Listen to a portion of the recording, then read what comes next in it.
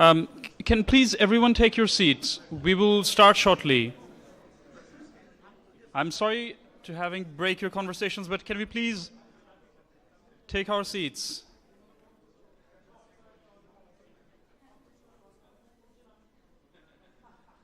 Excuse me. We will have to take the seats. I'm really sorry, but there's something. Thank you for cooperating. Thank you for cooperating. Can you please take your seats, please?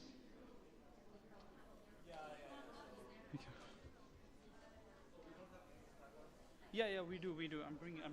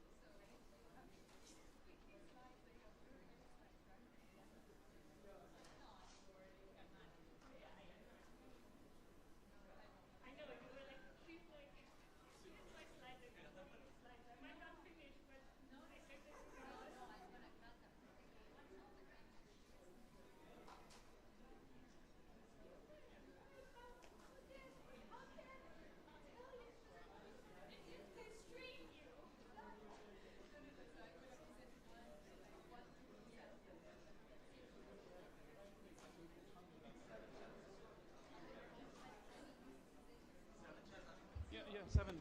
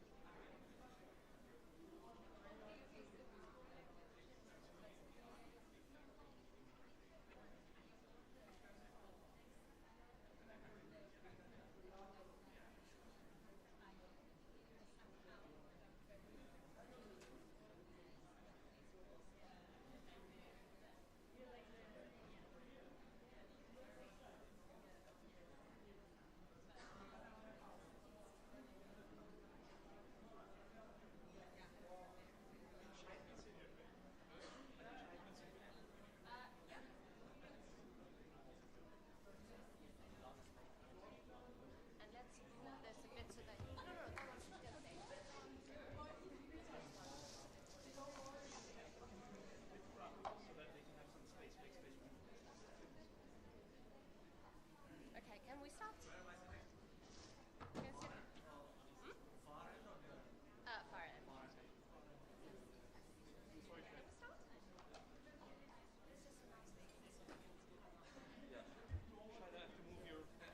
Because there is no box. That's fine. Hi, everyone. We're ready to start. If the panelists could come join me up on stage.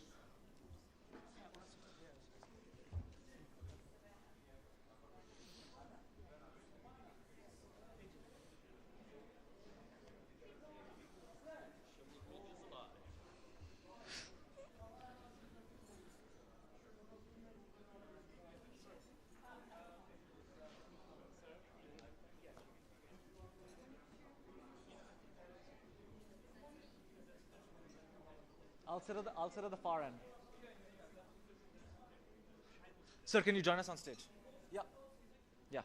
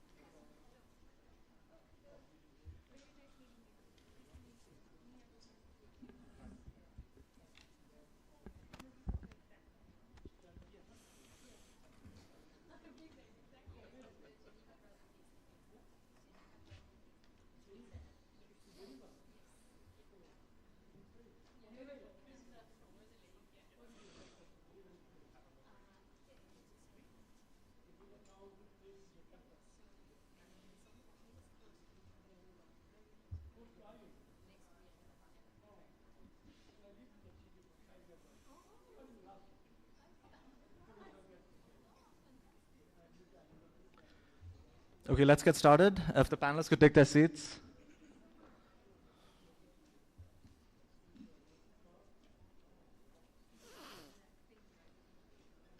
Welcome, everyone, to today's IGC event, Shaping the Future of Work, Navigating Employment Frontiers Through Job Quality. We were supposed to have Mr. Masroor Riaz, our policy advisor, chairing the session, but he couldn't make it, so I'm subbing in for him. I know you're probably sick of seeing me up here, but I guess deal with it. So I'm Shahid Wazir Ali, head of the research program and the country lead for IGC Bangladesh. So this is going to be a live stream event. So before we get started, let's just review a few housekeeping items. All attendees have been muted to minimize background noise. If you have a question during the presentation, please type them into the Q&A box, which you can access at the bottom of your screen. We're going to have a designated time at the end of the panel discussion to answer questions. Please let us know your name and organizational affiliation as you raise the question. For the online audience, please type in your questions in the Q&A box at the bottom of your screens, and please make sure to include your full name and organizational affiliation. Like I said, we're recording today's session, and a video and audio recording will be made available online on IGC's website. I'd also like to point out that there will be a brief survey immediately following today's presentation, so please take a minute to fill that out later on, as your feedback is obviously very important to us. And also, please feel free to contribute to the conversation online by using #Resilient_Bangladesh. The Made in Bangladesh story, or the rise of the ready-made garment manufacturing sector, has been sort of eponymous to Bangladesh's growth story since the 1980s. The ready-made garment, or the RMG sector, is one of the most important industries for Bangladesh's exports. It currently accounts for over 80% of the country's export earnings and employs 4 million workers. Fueled by an ever-expanding foreign demand, this sector has grown at an annual rate of 15% for over a decade prior to the pandemic. Now, following a series of disasters, Bangladesh's RMG sector significantly improved its transparency and safety practices.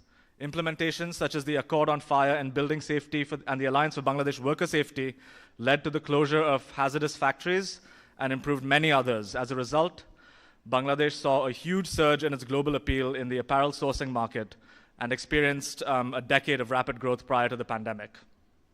In the last year, however, growth has slowed massively, due in part to slowing global demand, inflationary pressures, and the depreciation of the taka, leading to increases in the price of raw materials. Worker welfare and wages, while having improved in recent times, is still not up to the standards the country would like to see. Gender wage gaps have persisted, and the employment of women lags far behind that of men, especially around the quality of employment. Bangladesh is also over-reliant on the RMG sector. Economic resilience, especially in an era that is increasingly unstable due to rapidly shifting geopolitics and climate change, can only be achieved through a diversified economy that includes high-value sectors. Global competitiveness in the garment industry and Bangladesh's demographic dividend also highlight the importance of creating new and diverse jobs and being less reliant on this one sector. Against this backdrop, today's panel discussion aims to explore some of the pressing challenges around improving worker welfare in Bangladesh, addressing inequalities in gender, while at the same time creating new high productivity and decent jobs. Now, without further ado, let me introduce the speakers for today's panel. We will begin with presentations from two IGC researchers who have done excellent work around the relationships between buyers and sellers in the RMG sector, gender disparity issues, and around worker welfare and labor market conditions in Bangladesh. We will then move into a discussion with our esteemed panel members.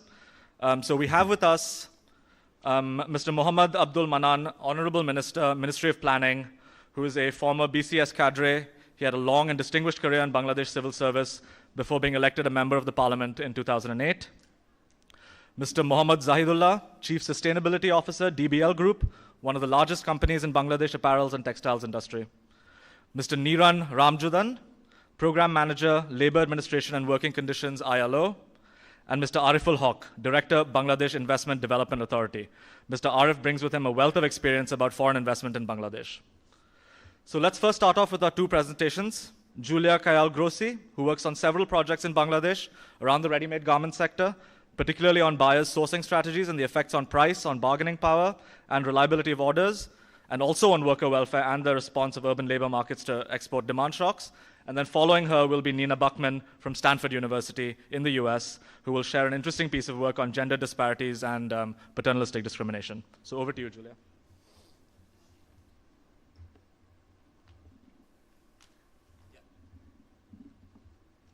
Okay. I'll wait for the slides to load.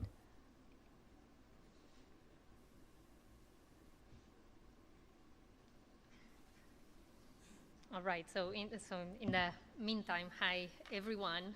Thank you very much for being here. Thanks to IGC for organizing this fantastic event. I have 10 minutes to tell you many things that I think are important to discuss in this audience about research we've been doing over the last 10 years, and I will try to do that more or less compactly. I want to start with this graph that should be relatively familiar to all of us. This is data from BGMEA, and it shows the spectacular evolution of the ready-made garment sector in Bangladesh as expressed by their exports to the world, with a blip that you can see there during the COVID period.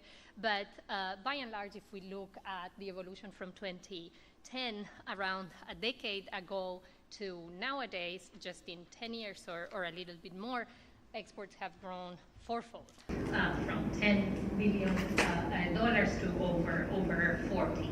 And what is behind this, it's around 4,000, depending on how one measures these, exporters that sell garments to the world, and around 4,000 or so buyers that buy garments from Bangladesh every year.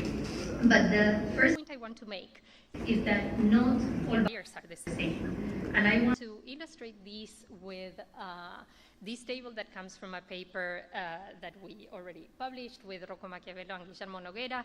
This is a little bit outdated.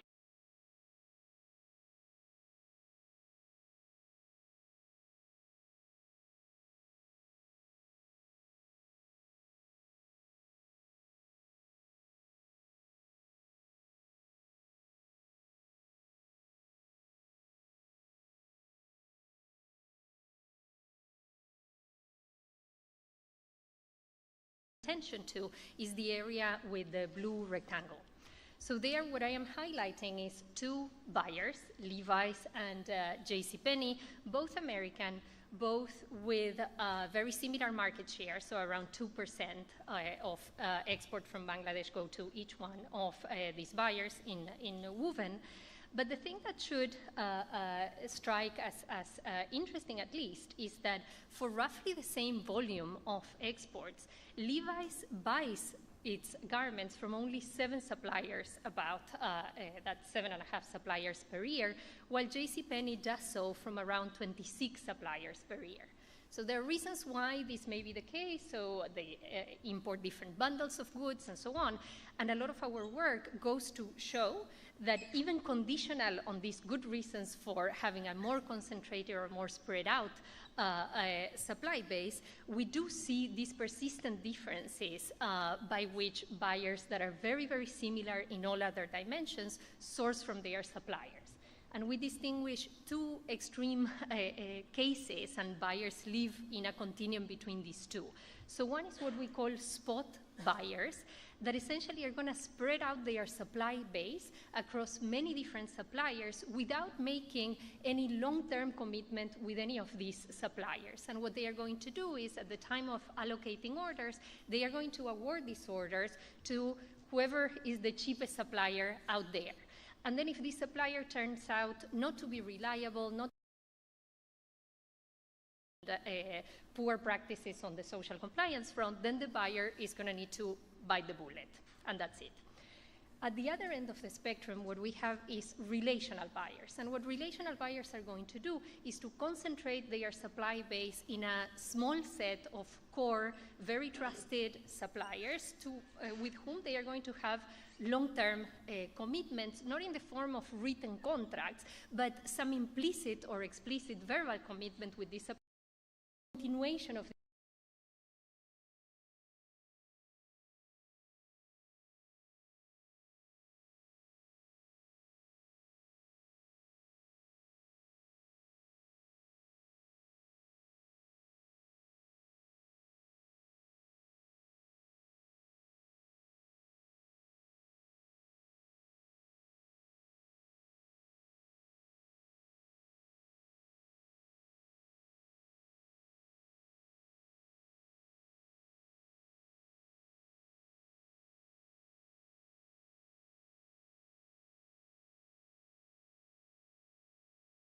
t-shirt to a spot buyer that is priced at $10 per kilo of t-shirts, that they are going to pay $10. Of that, $1.5 are going to pay labor costs, around $7.5 are going to pay other costs, including the costs of fabric, and $1 is going to be the margin of the supplier, the markup of the supplier. The same supplier selling the same t-shirt at the same point in time, but to a relational buyer, is going to make $10.25 on the t-shirt, of which the costs are going to be the same, 1.5 to labor, 7.5 to materials, but the margin that the supplier is going to keep for themselves is going to be higher. It's going to be 125. And if we compare the $1 and the 125 that the supplier is making with each type of buyer, this margin is very, very high. Now, one may wonder, especially in the context of this session and with this incredible panel, what this means for workers and for other dimensions that we care about when we think about our sustainability goals. And the way in which we're going to think about this is facilitated by data from the Better Work program of the ILO. In a nutshell, among the many things that the Better Work program does is that they collect social compliance assessments, these very, very detailed assessments of many dimensions of working conditions in plants at the program. What I am showing here is a list of some of the questions, of the many, many questions that are related to adequate pay at the plant. So you can see there are questions connected to whether the plant pays on time, whether the plant pays a leave when that is due, whether they pay minimum wage at least, and so on.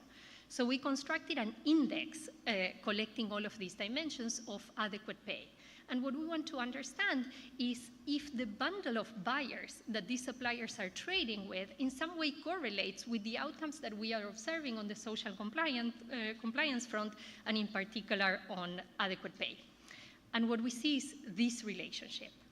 What we see on the y-axis here is this index on adequate pay, and on the horizontal axis, we're looking at what is the share of the trade of these exporters that goes to relational buyers before they join Better Work. One expects that when they join Better Work, they get better in all social compliance dimensions, but this is before that.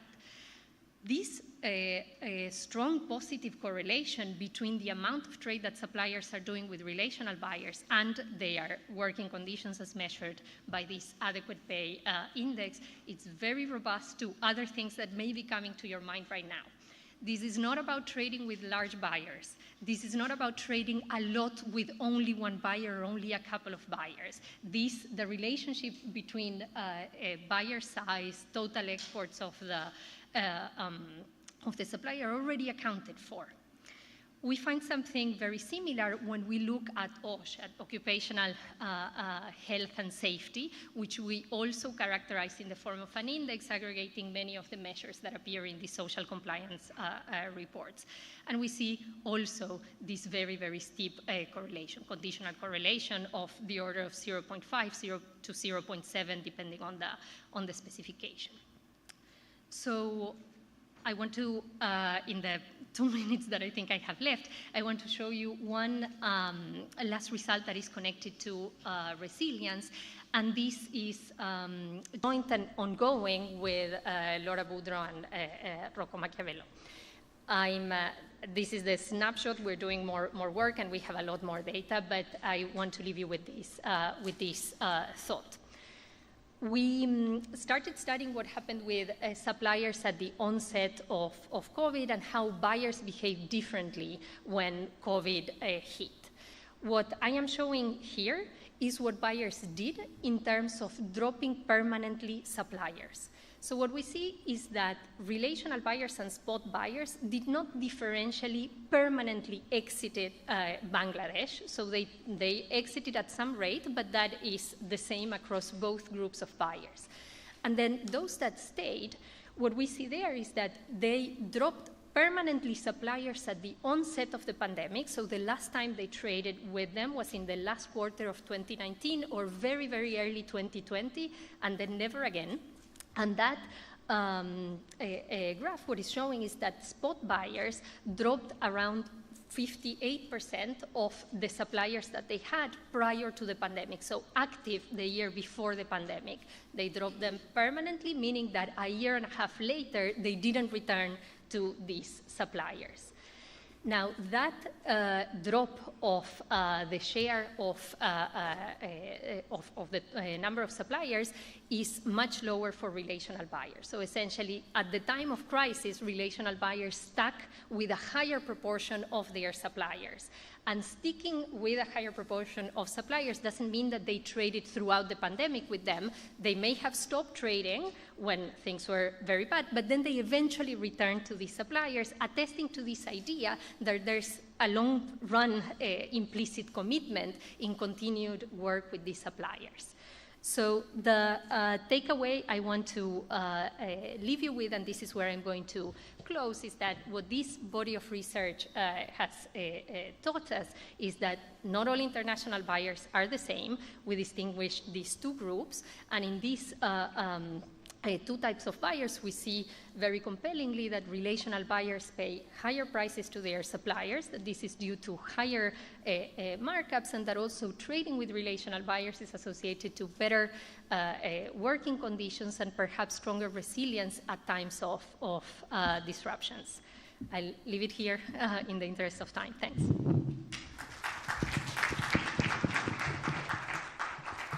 Thank you, Julia. Really interesting presentation. We'll now move on to Nina Buckman, who will be presenting on gender disparities and paternalistic discrimination in the workforce.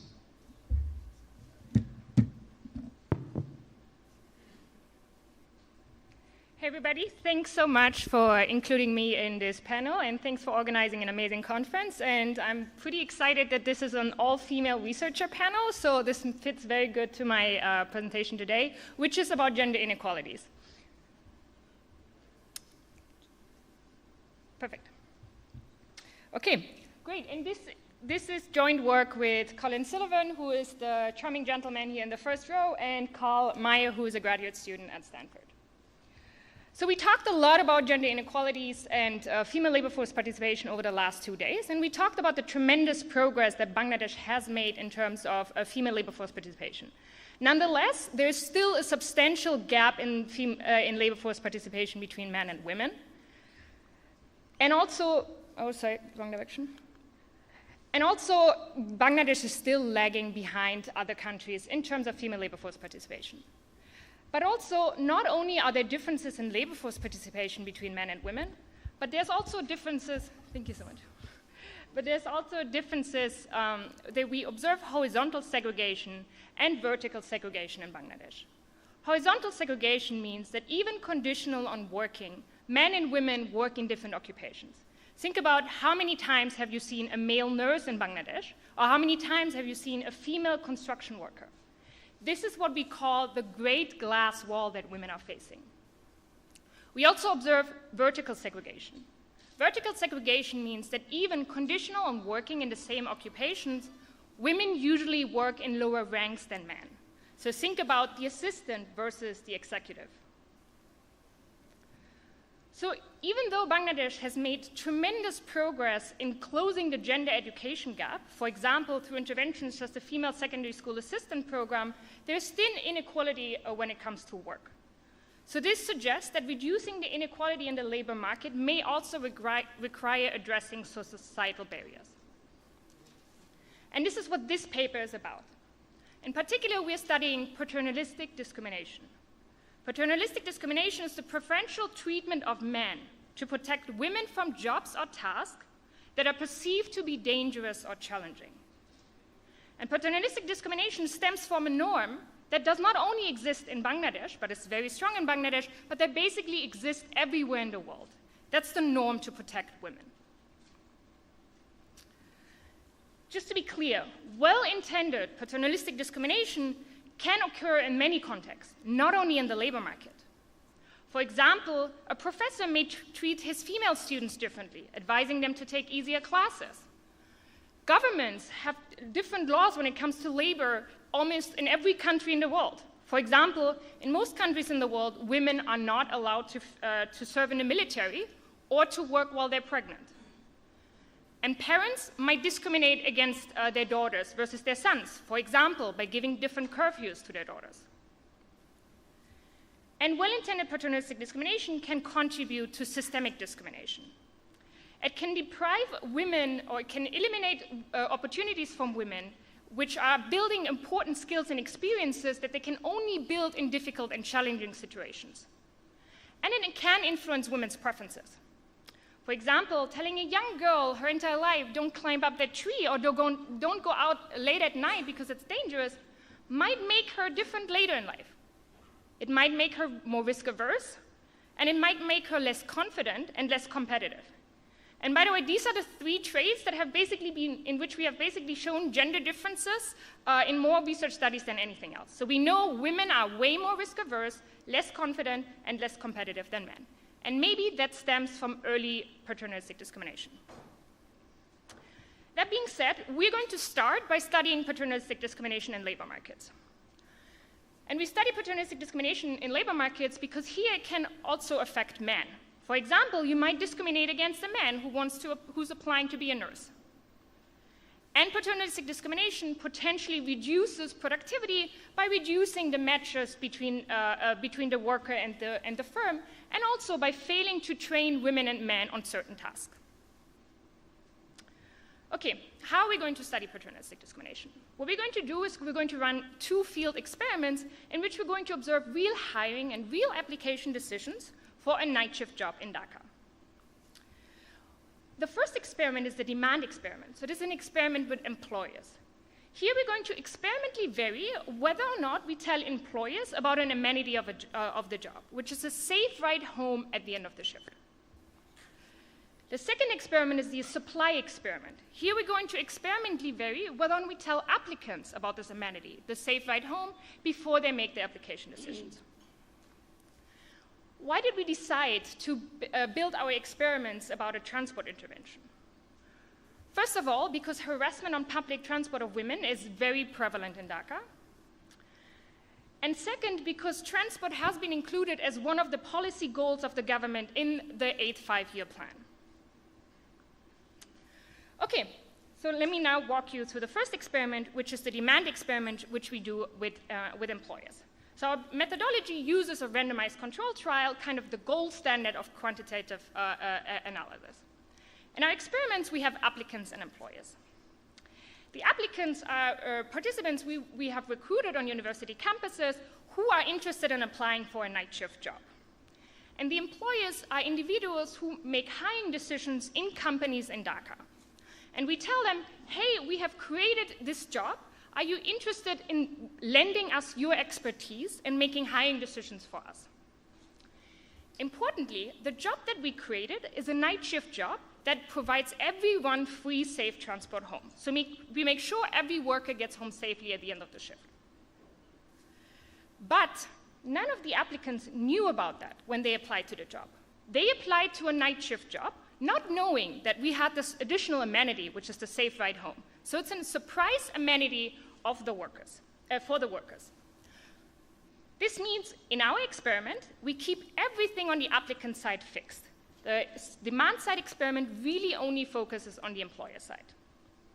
Because, as I told you, this is a randomized control trial. Now we keep everything on the applicant side fixed, and all the employers are equivalent. We recruited them the same.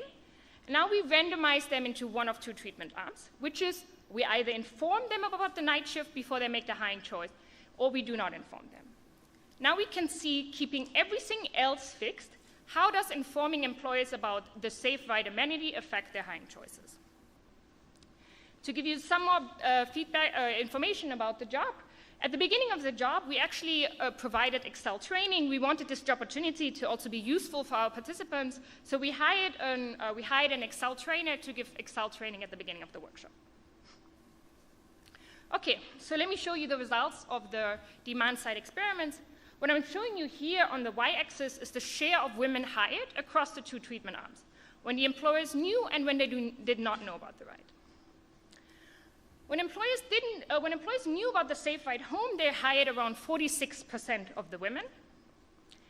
but not informing employers about the safe ride home significantly reduced the hiring of women. It reduced the share of women that were hired by around 25%. Keep in mind, these were all applicants who were willing to work in this night shift job without transport.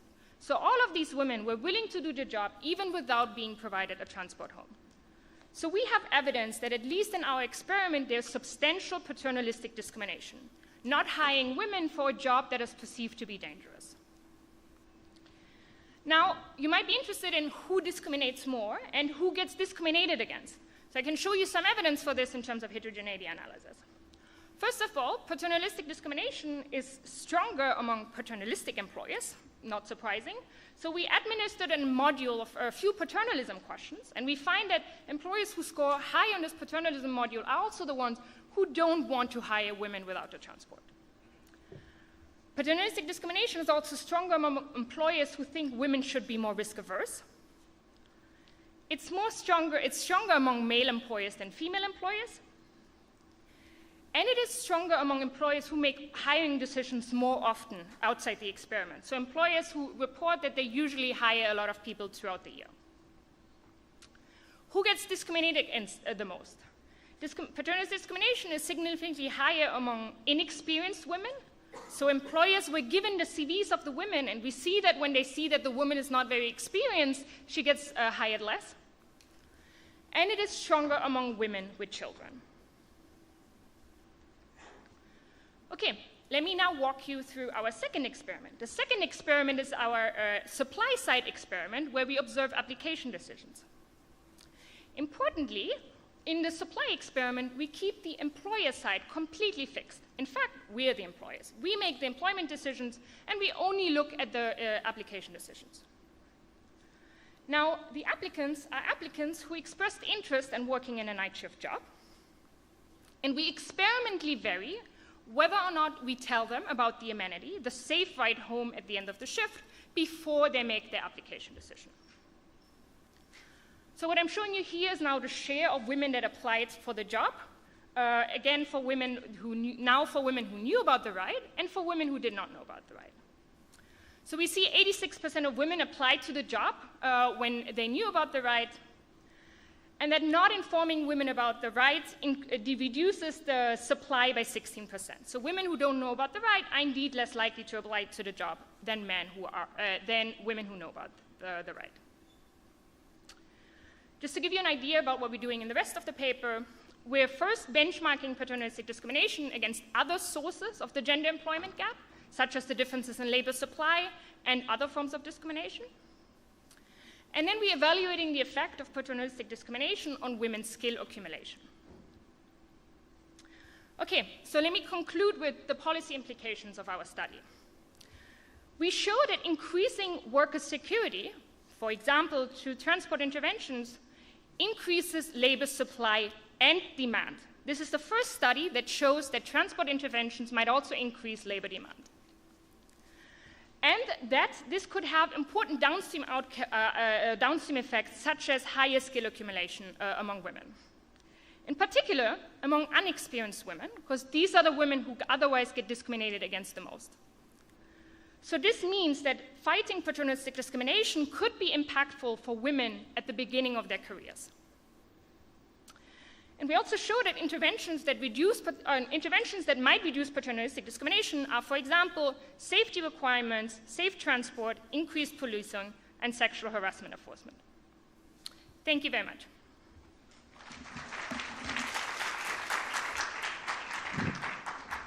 Thanks, Nina.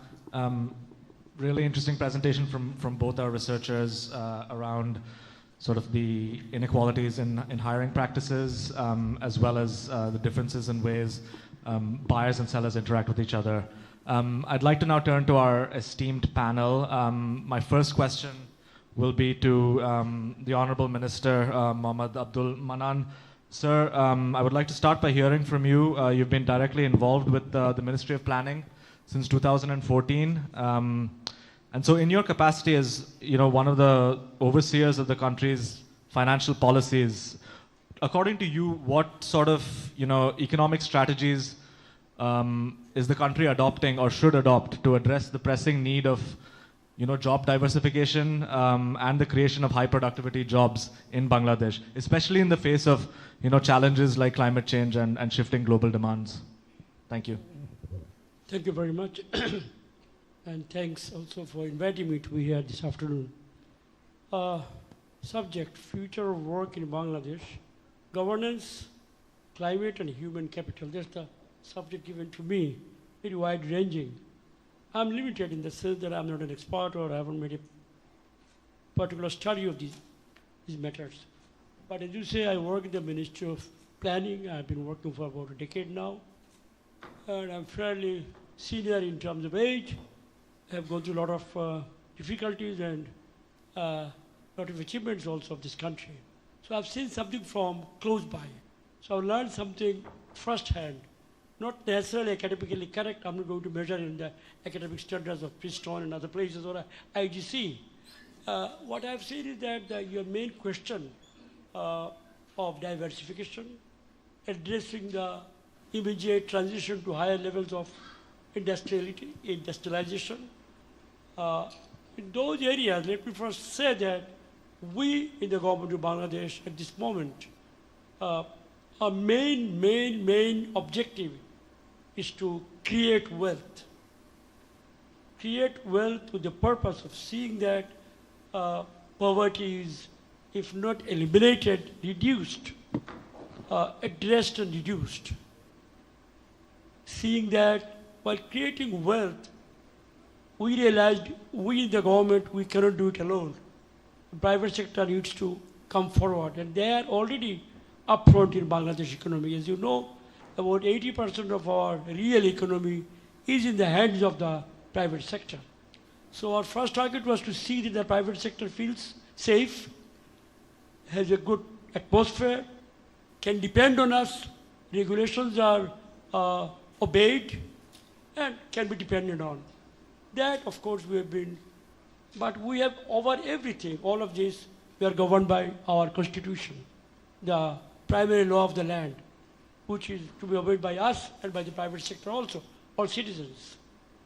So, having said that, as we said, our political goal was to create more wealth, to move into a higher level of growth, so that better living standards can be put forth in front of our people. There are some figures you already know. I don't want to bore you with the details. By arithmetic standards, in terms of per capita income, in terms of power at home, electricity at home, in terms of literacy, in terms of life expectancy, children and neonatal death and birth, these sort of things, we have done very well. We take pride in that.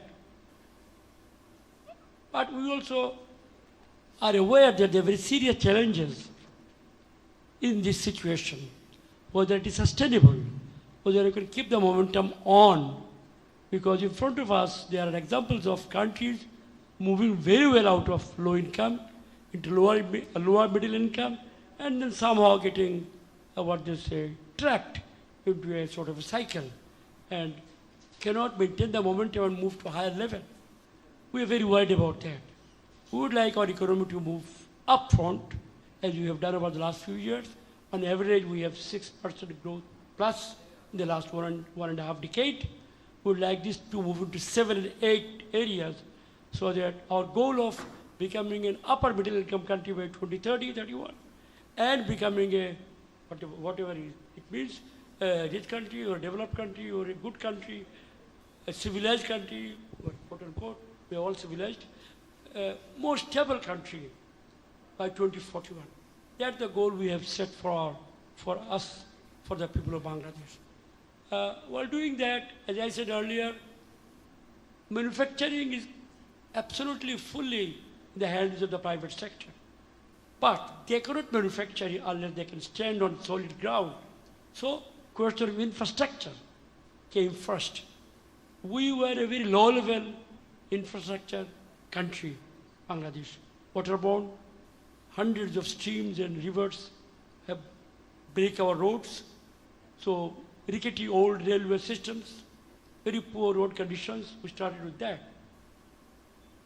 Over the last few years, For the first time in our life of Bengali people, we have achieved one miracle, I would say. We have been able to reach electricity to every home in Bangladesh. That is something we can take pride, justifiably. We have been able to break the low life expectancy level, which was about when we became independent in 1971. It was in the early 30s, 31, 32. From there, we have moved into early 70s, 74, 75. So that's a big, big jump forward.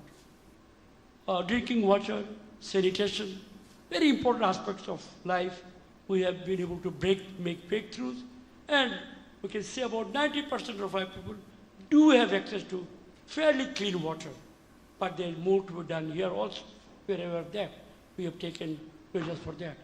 Infrastructure, as I said, for the first time in our life, you can travel from Teknaf, deep south, to Tetulia, up north, about 500 kilometers.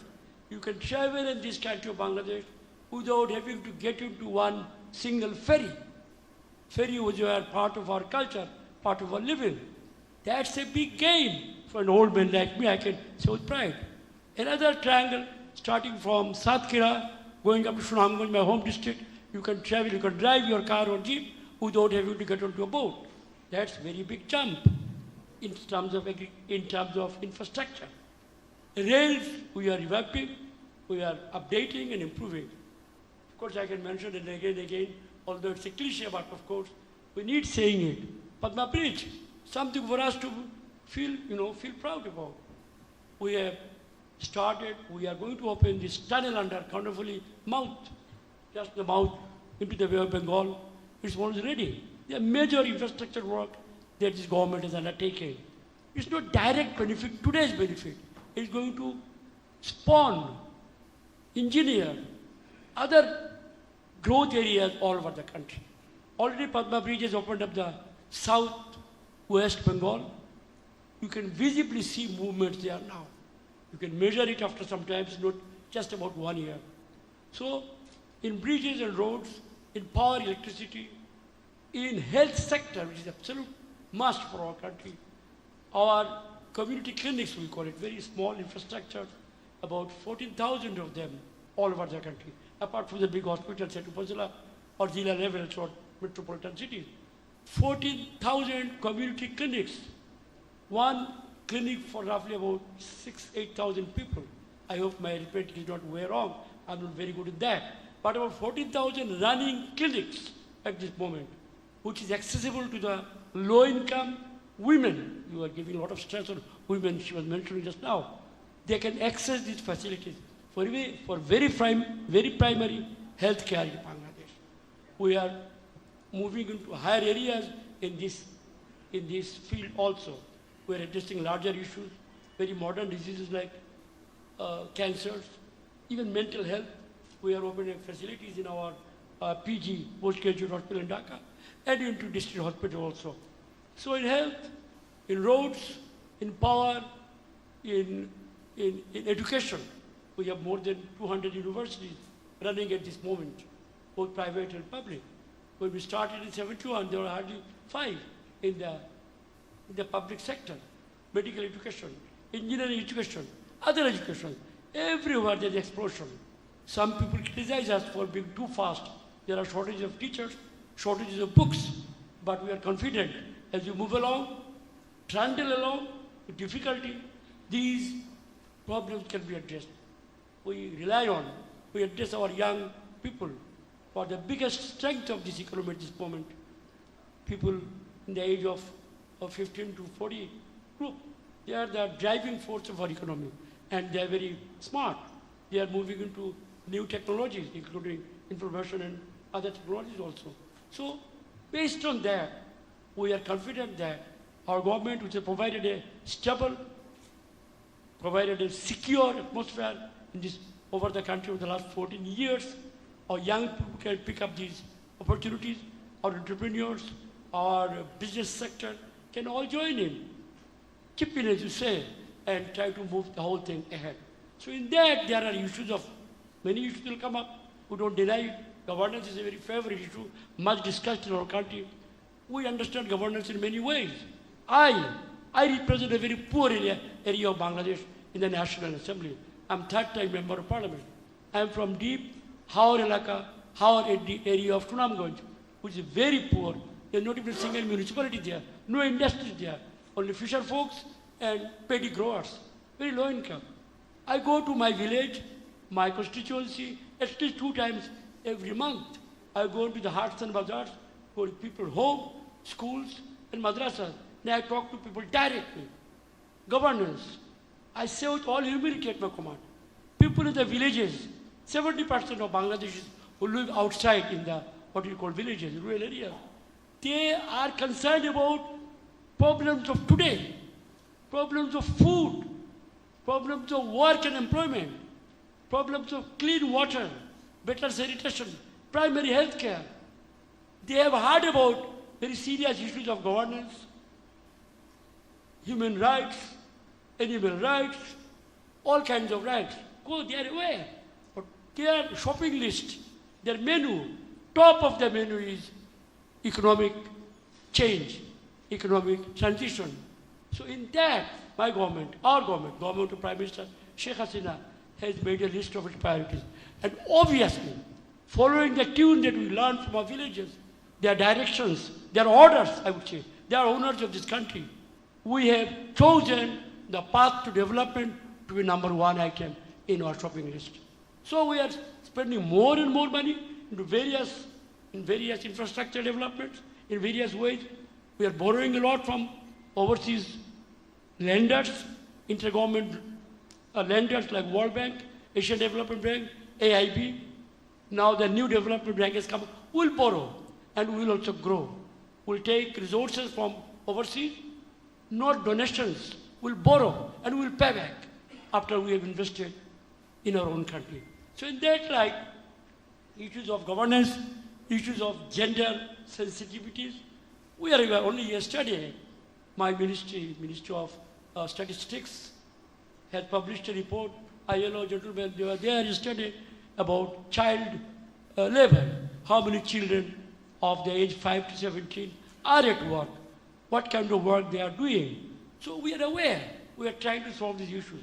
So my last intervention at this stage would be, we appeal initially to our own people, within our own country, our own citizens, particularly to our young folks here. It is their country. We appeal to them. We call upon them. Let us stay together. Let us not hit each other.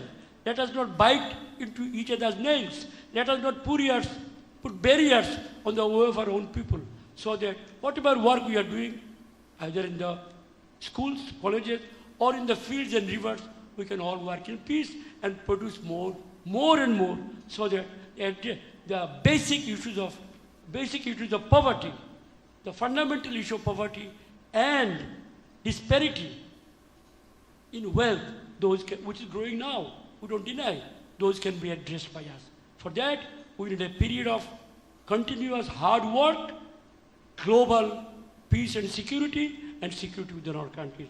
So it's a very big issue. I said humbly that I'm not an expert in this field.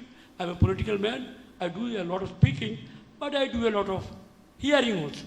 And I come to your meetings, I hear from ladies here and other experts and teachers. I learn from them.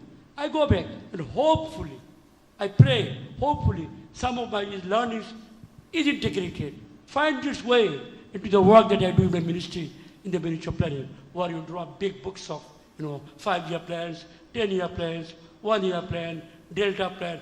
This country is one of the highest planned countries in the world, in my opinion. Nothing bad about it. To do more plans is to learn more and know your economy or topography better.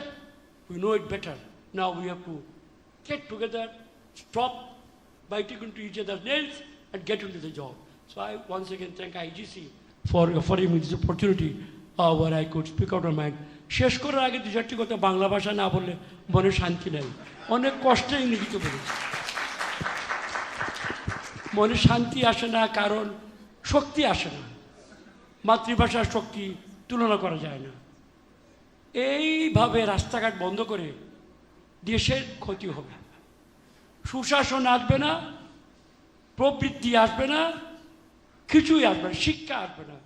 যদি আমাদের কোনো ভুল হয়ে থাকে সেইটাকে শুধরাবার পথ আমাদের সংবিধানে আছে, আমাদের আইনে আছে। সকল আইন সকল মানুষ মান্য করতে চায় না, অনেক আইন আমি মানতে চাই না, কিন্তু দায়িত্বশীল নাগরিক হিসাবে আমাদের দায়িত্ব হবে আমাদের আইনকে প্রতিপালন করা, আইনকে মেনে তর্ক বিতর্ক করা, বকাঝকা করা, গ্রাম্যভাবে শহর পথঘাট বন্ধ করে লাঠিসুটা হাতে নিয়ে সেদিন দুঃখ লাগলো বলি কোন বিশ্ববিদ্যালয়ে আমাদের 2 হলের মধ্যে রাতে লাঠালাঠি হয়েছে। আমি একজন বয়োজ্যেষ্ঠ নাগরিক হিসাবে কষ্ট পাই। বিশ্ববিদ্যালয় সেখানে যদি আমরা লাঠিসুটা হাতে নিয়ে রাতে 2:30টার সময়, নাম বলতে চাই না, সবাই জানেন, এইগুলা করি, তাহলে আমাদের সামনে আরও দুর্ভোগ আসবে। অনেক ধন্যবাদ। So I spoke in Bangla something, well, not against what I said before. I did not contradict myself what I said in English. I made a more emotional appeal on that same line because I was more comfortable, more straightforward in my own language. Thank you very much. Joy Bangla.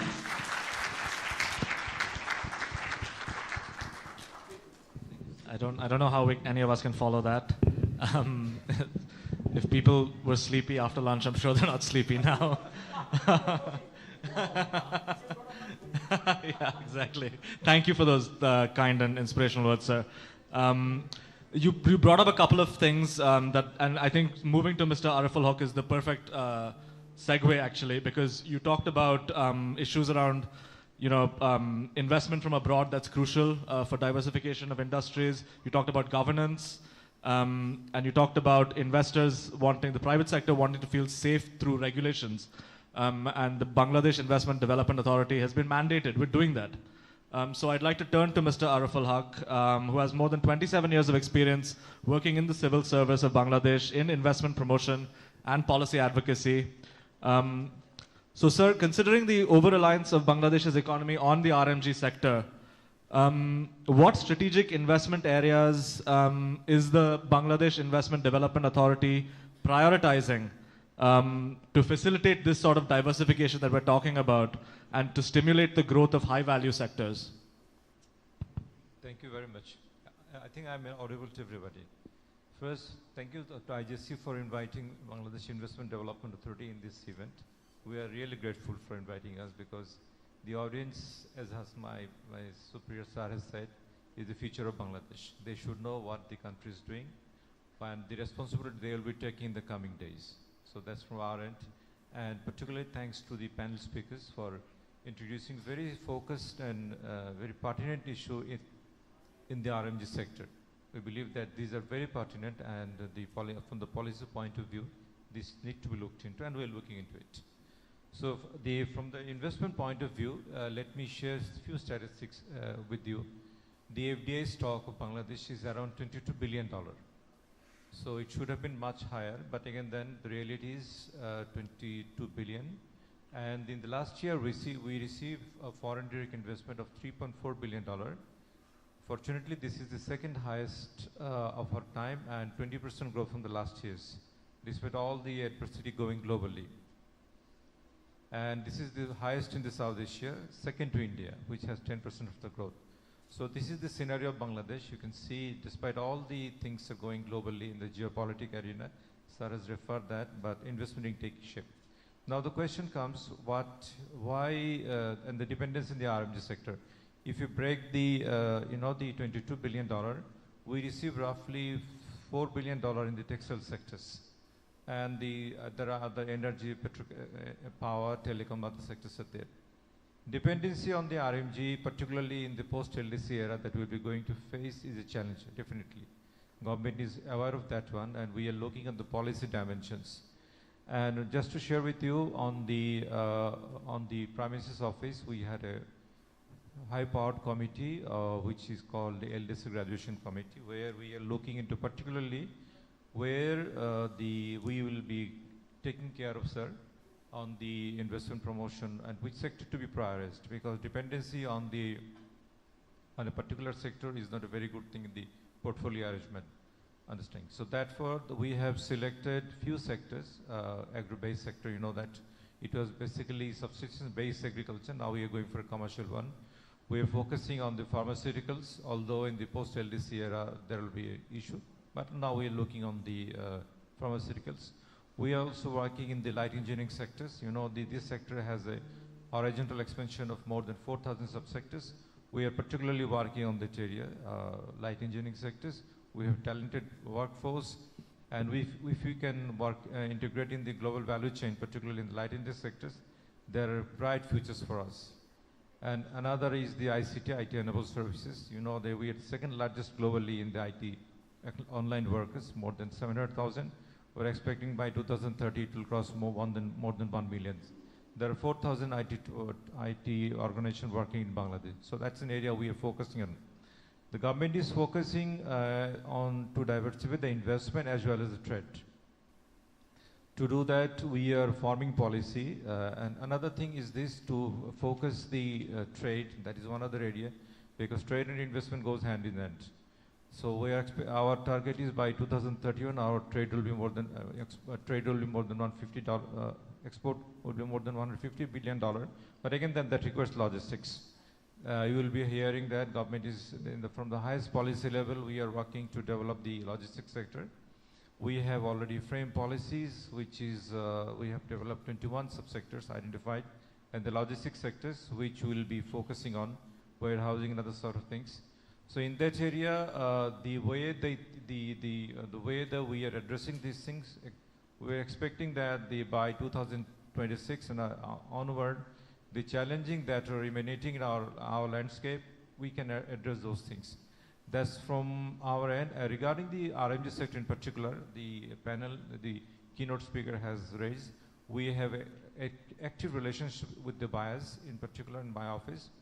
We have detailed engagement with them regarding the employment of the women's, the quality of the factories that has been hugely developed. You can see in the global plan, just to show almost all the grain factories in the RMG sectors are based in Bangladesh, and that's developing.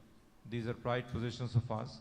And we have framed policies from the government where it is being clearly mentioned that whenever the buying house or the industry are working in Bangladesh, they will ensure that the workers in Bangladesh, in the garments, are compliant with the global standards and they are properly trained, because in the coming days, we need trained people in the top management, in the middle management. Although our top management, many of them are occupied from the foreign peoples, but we are thinking that if these our people can be trained in, they can take back this position in the coming days. So that's from our end. Thank you, sir.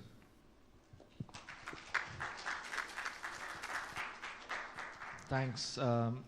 Really insightful answers there. And I want to get back to this issue of training if time permits later on. Let's now move to Mr. Mohammad Zahidullah, who will bring a private sector perspective. So Mohammad Zahidullah, Chief Sustainability Officer at DBL Group, which is one of the largest companies in the apparel and textile industry in Bangladesh, which supplies to large brands globally. Mr. Zahid works to promote social responsibility for Bangladeshi garment workers by implementing inclusive business models that include producers, suppliers, distributors, and even consumers. So, sir, the DBL Group is a significant player in the Bangladesh RMG sector. How are you responding to the global economic challenges and the need for diversification in the industry? And then furthermore, what initiatives are in place in the DBL Group to promote sustainable and responsible business practices? Thank you. Thank you for inviting DBL to this particular session. The things that, like you said about DBL, we actually, as a garments and textile company, we employ 44,000 employees, of which about almost in the garments division, we have almost 55% female employees working in the group. And 90% of our revenue comes from R&G and textiles. We have a vertical setup, starting from spinning mill onward to the finished product. So all the value chains is within the organization. And in terms of diversification, we have diversified also. We have a pharmaceutical company, we have a dredging company, dredges we are having. We have telecom company, International Gateway. We are into semiconductor design, quality and these things. And then also into the light engineering in terms of light, and plus also into ceramics. So in terms of total revenue, we almost have 870 million in 2022. And of this, 90% comes from the RMG and textile, which is the core business. And of course, there are a lot of opportunities, and there's a requirement for the organization and for the country itself, to diversify into other sectors, because opportunities are huge. And I'm very happy to see both the findings, what has come today in the keynote speech of you, both of you. If I go on to talk in terms of the relationship, sourcing what is there, that's a reality that, where you're having long-term relationship with your suppliers, then there are always opportunities and room for improvement, getting to the requirements, what is coming in terms of global things and all. So when you compare factories which are relationship-based versus the spot buying, there's a huge difference. For example, DBL comes under the relationship thing. For example, we have suppliers, we have buyers who are 20, 15 years old. And at the same time, again, this relationship for us as an organization also extends to our plant and machinery equipment suppliers. DBL as an organization believe in this long-term relationship. So when you compare organizations which are suppliers acting to buyers as a relationship, you'll find their standards are much high. If you look into the RMG sector and do the classification in a very simple way as A, B, and C, in the A category, you will find mostly the ones which have the relationship suppliers, and B and C would be, the spot, and then again the subcontracting for the subcontracting. So the working conditions in terms of compliance and other things are very, very global. Now we are quite familiar that with regard to coming the European Union due diligence and also the German Supply Chain Act. So these are already the industries preparing, but who is really preparing? It's the ones which are on the A side, the ones without the relationship. Because without the relationship, this is not going to happen. Now, in terms of practices and all, there are huge practices. We as an organization, we believe in offering not jobs to our employees, rather offering a lifestyle to our employees where they feel proud that yes, they're working in DBL. So for example, like when you look into the social side, we have a fair price shop for them, started in 2008 out of global inflation which was there, because inflation as Bangladesh as a country will always have this issue, because we are importing fuel, we import fertilizer. So as an organization, we are having 44,000 employees. There will be inflationary pressure on our employees. But when we do not get the right price, how do we expect that, we can increase the salary or to meet this thing? So what we have is that since 2008, we have a fair price shop. We have 8 complexes. Throughout this 8 complexes, we are selling to workers. They have 400 plus products. It's coming on credit to them. They have a 30% credit limit to buy, and end of the month, it gets adjusted to their salary. So what we have gone one step more further out of COVID and out of this Ukraine war is that, we are working now, the way the government is working on food security for the people, we as an employer, we are working on the food security for DBL employees. So it's a project we have taken up, which is called Field to Factory project. We have a lot of agriculture farms and land. So here we have crops, what we are growing, we are now trying to bring into our work for our workers. So for the first consignment, what we have done is we had 22 tons of rice we have already brought in. Previously, these paddies used to be sold out, but we have brought it to our fair price shop. So those we are selling at 60 taka per kg, a pack of 5 kilogram. And same product market price would be not less than 70 taka. So, and now in the next season, what we are moving is towards also bringing in, those environment-friendly crops like Bina 17 and all, which requires less fertilizer, less water, and it has got less turnover time, maybe 90, 97 days. So on the social side, we have a huge program. And when we look into the women, when we are talking about the women, we have a very clear-cut vision that in RMG sector of DBL, we want to be the most attractive employer for the female employees in the RMG industry of Bangladesh. And to be a most attractive employer, there's a lot of efforts to be required. So we have an umbrella program which is called as Women Empowerment Program. It has been running since about 2007. So it works on health issues, it works on financial literacy, it works on providing, job career in terms of advancement. Like for example, the Female Supervisor Leadership Program, this is a flagship program of DBL. We have now more than 300 female supervisors out of maybe, this would be about 25% of the total supervisors. We are a very huge factory. So even what we have done is that, when you're coming to the parental, I give a reference of the parental, this particular findings, what is there, they are pre-fitted thoughts differently, that women cannot do this, women cannot do this. So there are 3 occasions in DBL we have been able to overcome those barriers. For example, if you look into the garments industry, typical the security jobs were given to male, and the female secretaries, they were not professional, they were just simple people and who used to just do a project. But here we have trained them, and we have created jobs for more than 50 plus female security guards who are wearing cap, who have got a decent dress, and they are doing the security check. They get regular training and all. When you look into the fabric mill, there are fabrics which is being made. They're typically dominated by the male. We have been able to create jobs for them, female, over there. So here they are getting high income, and it's alternate field of job which have been created. And most challenging was, the pharmaceutical company what we have, as you may be aware in Bangladesh, the marketing representatives in the pharma field, they are typically male only. You'll hardly find any female going there. So here we have actually, we are also a signatory of the UN Global Compact. So we have joined the program of target gender equality, and where we need to have more and more female coming into the management side. So when we started this journey, we had just about 4%, which was numbering about 67. Today we have come to about 260 plus female. So here the target also came for the management, the market representative who are in the DBL Pharmaceuticals company. So this is typically dominated by male. Females cannot move. These are the thought process, and also what is the innovation can happen. How? Yes, you'll not find much women moving on motorcycles from one hospital to another, meeting doctors and all. So what we came up with the idea is that why not we have a regional recruitment. Like for example, you go to Dhaka Medical College. So there are about 3-4 hospitals. So we'll recruit people who will be asked to stay within those community so that they can walk down to the places or use rickshaws or something like that. So here what we have been able to bring a change also. We have now out of maybe about 600 of the marketing representative, maybe we have about 40 or 45. But you will be able to do it. So when we, again, it's interlink things, what we are talking with the presentation and what the questions have come in also. So here, the thing is that what we have found is that, women with regard to the city office, garment workforce at the factory is what simple to get workers, but in the office side, the biggest challenge which comes in your finding also is about the transport, So it's more and more transport, how transport can come in, And definitely, if public transport can come in, because for organizations, it may not be just sufficient to invest a lot. Public transport, yes, of course, a lot of things are coming in Bangladesh. That's a good news for us. And we need to move on to the public transport system, arranging this particular thing in terms of, providing safe transport to the female workforce. And when we look into opportunities, of course, there are plenty of opportunities for engaging more and women workforce who are educated also. There's plenty good population we have into work. For example, when you look into India, they have the BPO, what is their business process outsourcing, So that there are a lot of females who are working, and the timing is nothing but late evening and late night hours working. And it's thriving out there. So what is being assured is definitely a safe transport has been assured for them. And here lies an opportunity for Bangladesh, as our Honorable Sir said. There are 700,000 people already engaged into this industry, and there's a very promising future for this industry coming into Bangladesh. So we need to look into this particular aspect. So Bangladesh has a very bright future in terms of engaging more and more women focus, and even creating more diversification in industry. Diversification will be coming. Bangladesh has already become a manufacturing hub, but we also need a very diversified force. Thank you.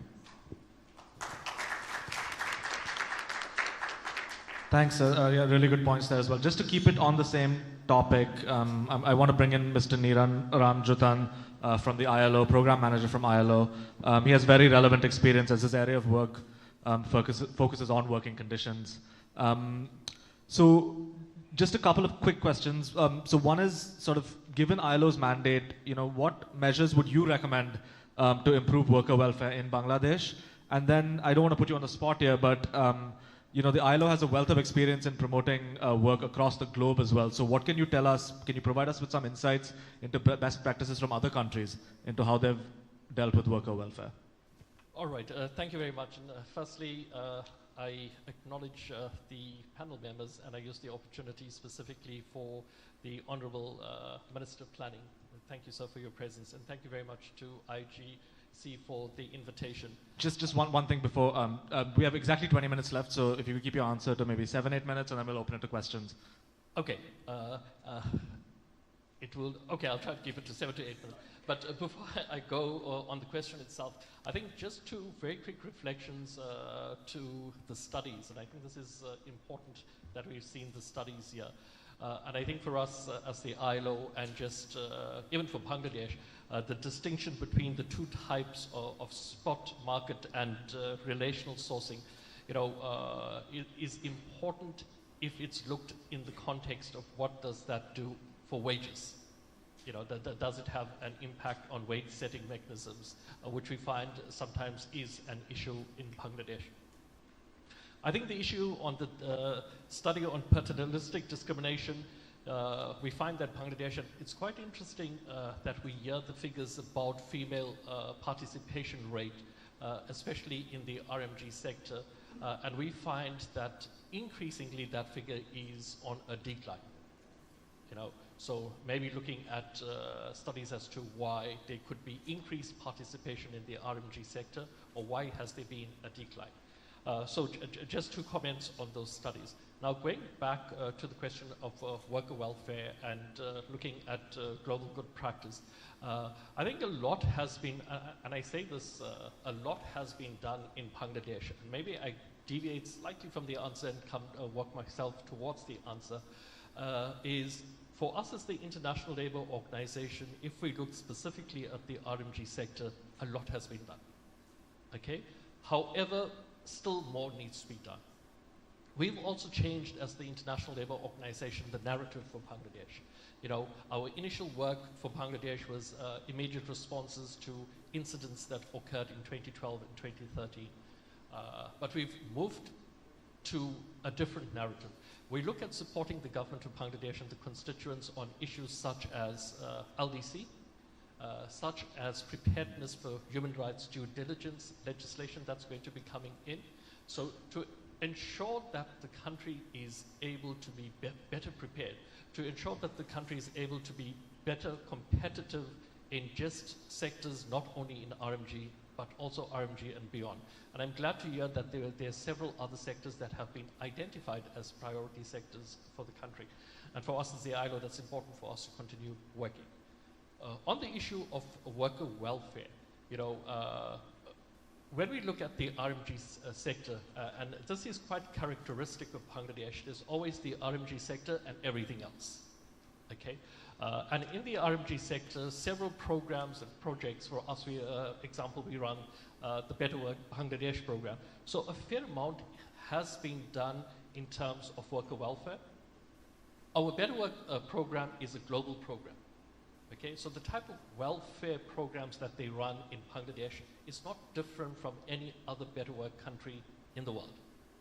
Okay, so if it's Better Work Bangladesh, the welfare program they run for factories that are Better Work factories in Bangladesh is the same as in Cambodia, is the same as in Jordan, is the same as in Ethiopia, and we have several Better Work factories.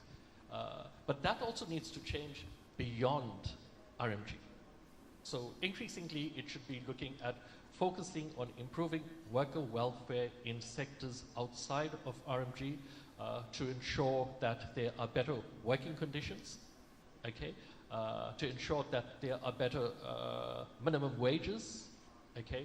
There are minimum wage boards in the country, but the one that's most active is always the RMG wage board, and the other sectors have not developed as much as well. So I think, it is important to focus on worker welfare outside of RMG. And for us as the ILO, we're starting now to increasingly look at how we support work in sectors other than just RMG. Okay. Remember also that as part of our mandate, we work nationally. So yes, we do policy and policy work nationally. So we support the government, especially the Ministry of Labour and Employment, on a lot of policy reform. And I'm sure everyone's aware Bangladesh is going through a process right now where the labour law is in the process of being reformed. And our guidance to the government of Bangladesh on this issue is to make the labour law in line with international labour standards. Okay, and this is important because it offers better welfare to workers. And I think an interesting point as well is as Bangladesh graduates out of LDC, they would be looking into other preferences, GSP+, they would be looking at human rights due diligence legislation. All of this is predicated on the ILO's International Labour Standards System and conventions. Now, it's with pride I can say that Bangladesh is only one of 2 countries in the sub-region that have ratified 8 out of the 10 ILO fundamental conventions and also implements that. So this is where our support is going to continue for the Bangladesh as a country. Moving the narrative away from reactive and taking it to a proactive stance to ensure that, you know, by the time Bangladesh graduates in 2026 out of LDC, the relevant systems would be in place. And here when we say relevant systems, we mean a labor legislation that is in line with international labor standards, and then a mechanism to support that law. You know, it's one thing is having law in any country, but are the institutional mechanisms in place in the country to support the law? Okay, and this is where we work a lot with the Ministry of Labour, Employment, DIFE, DOL, etc., to ensure that they have the relevant mechanisms in place to ensure worker welfare is being attended to. Okay, quite coincidentally, earlier today we had a discussion about labour inspection. And going forward, we will support the government on strategic labour inspection. Okay, you know, any country in the world, even if Bangladesh employs 8,000 labour inspectors, they will never be able to knock onto the door of every single enterprise. There's just too many enterprises. So we're looking at strategic compliance and strategic labour inspection, which ensures that the welfare of workers are in place. So I think for us as the ILO, interesting times ahead. Our work has really changed. The narrative has changed to support the government and social partners on a very different, forward-looking narrative. Thank you.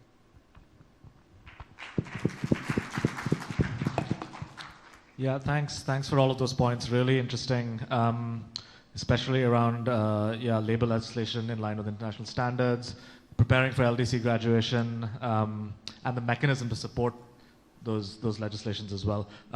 So we have about 15 minutes to go. I just want to summarize some of the key takeaways here.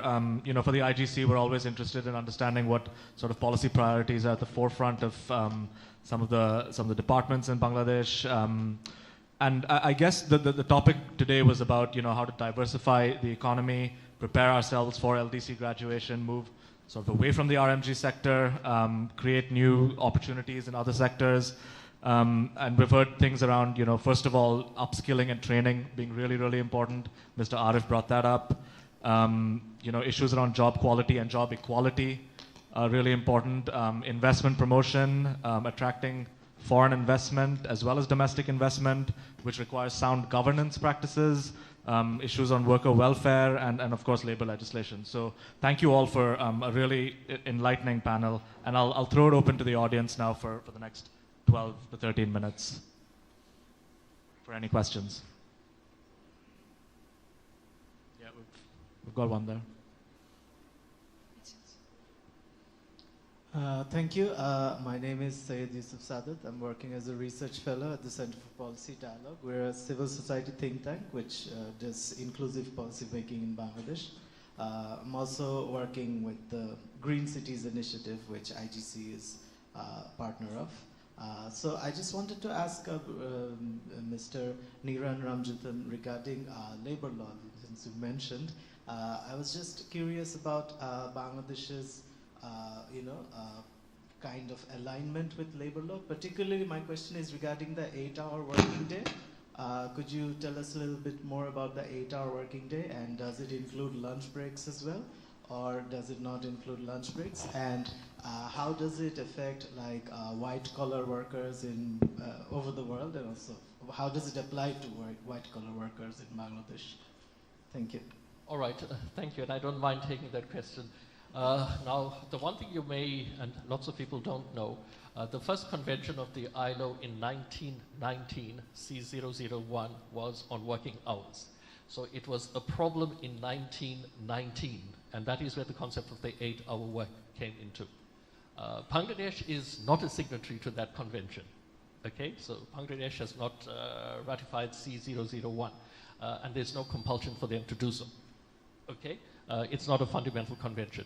However, in Bangladesh, we find that there are issues around, and now there are issues around of overtime, and lots of overtime, okay?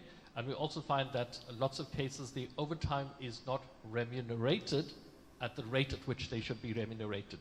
Okay, but I'm also saying this in a space that Bangladesh is not a signatory to C001, so there's no obligation to be in, to stick to the articles of C001.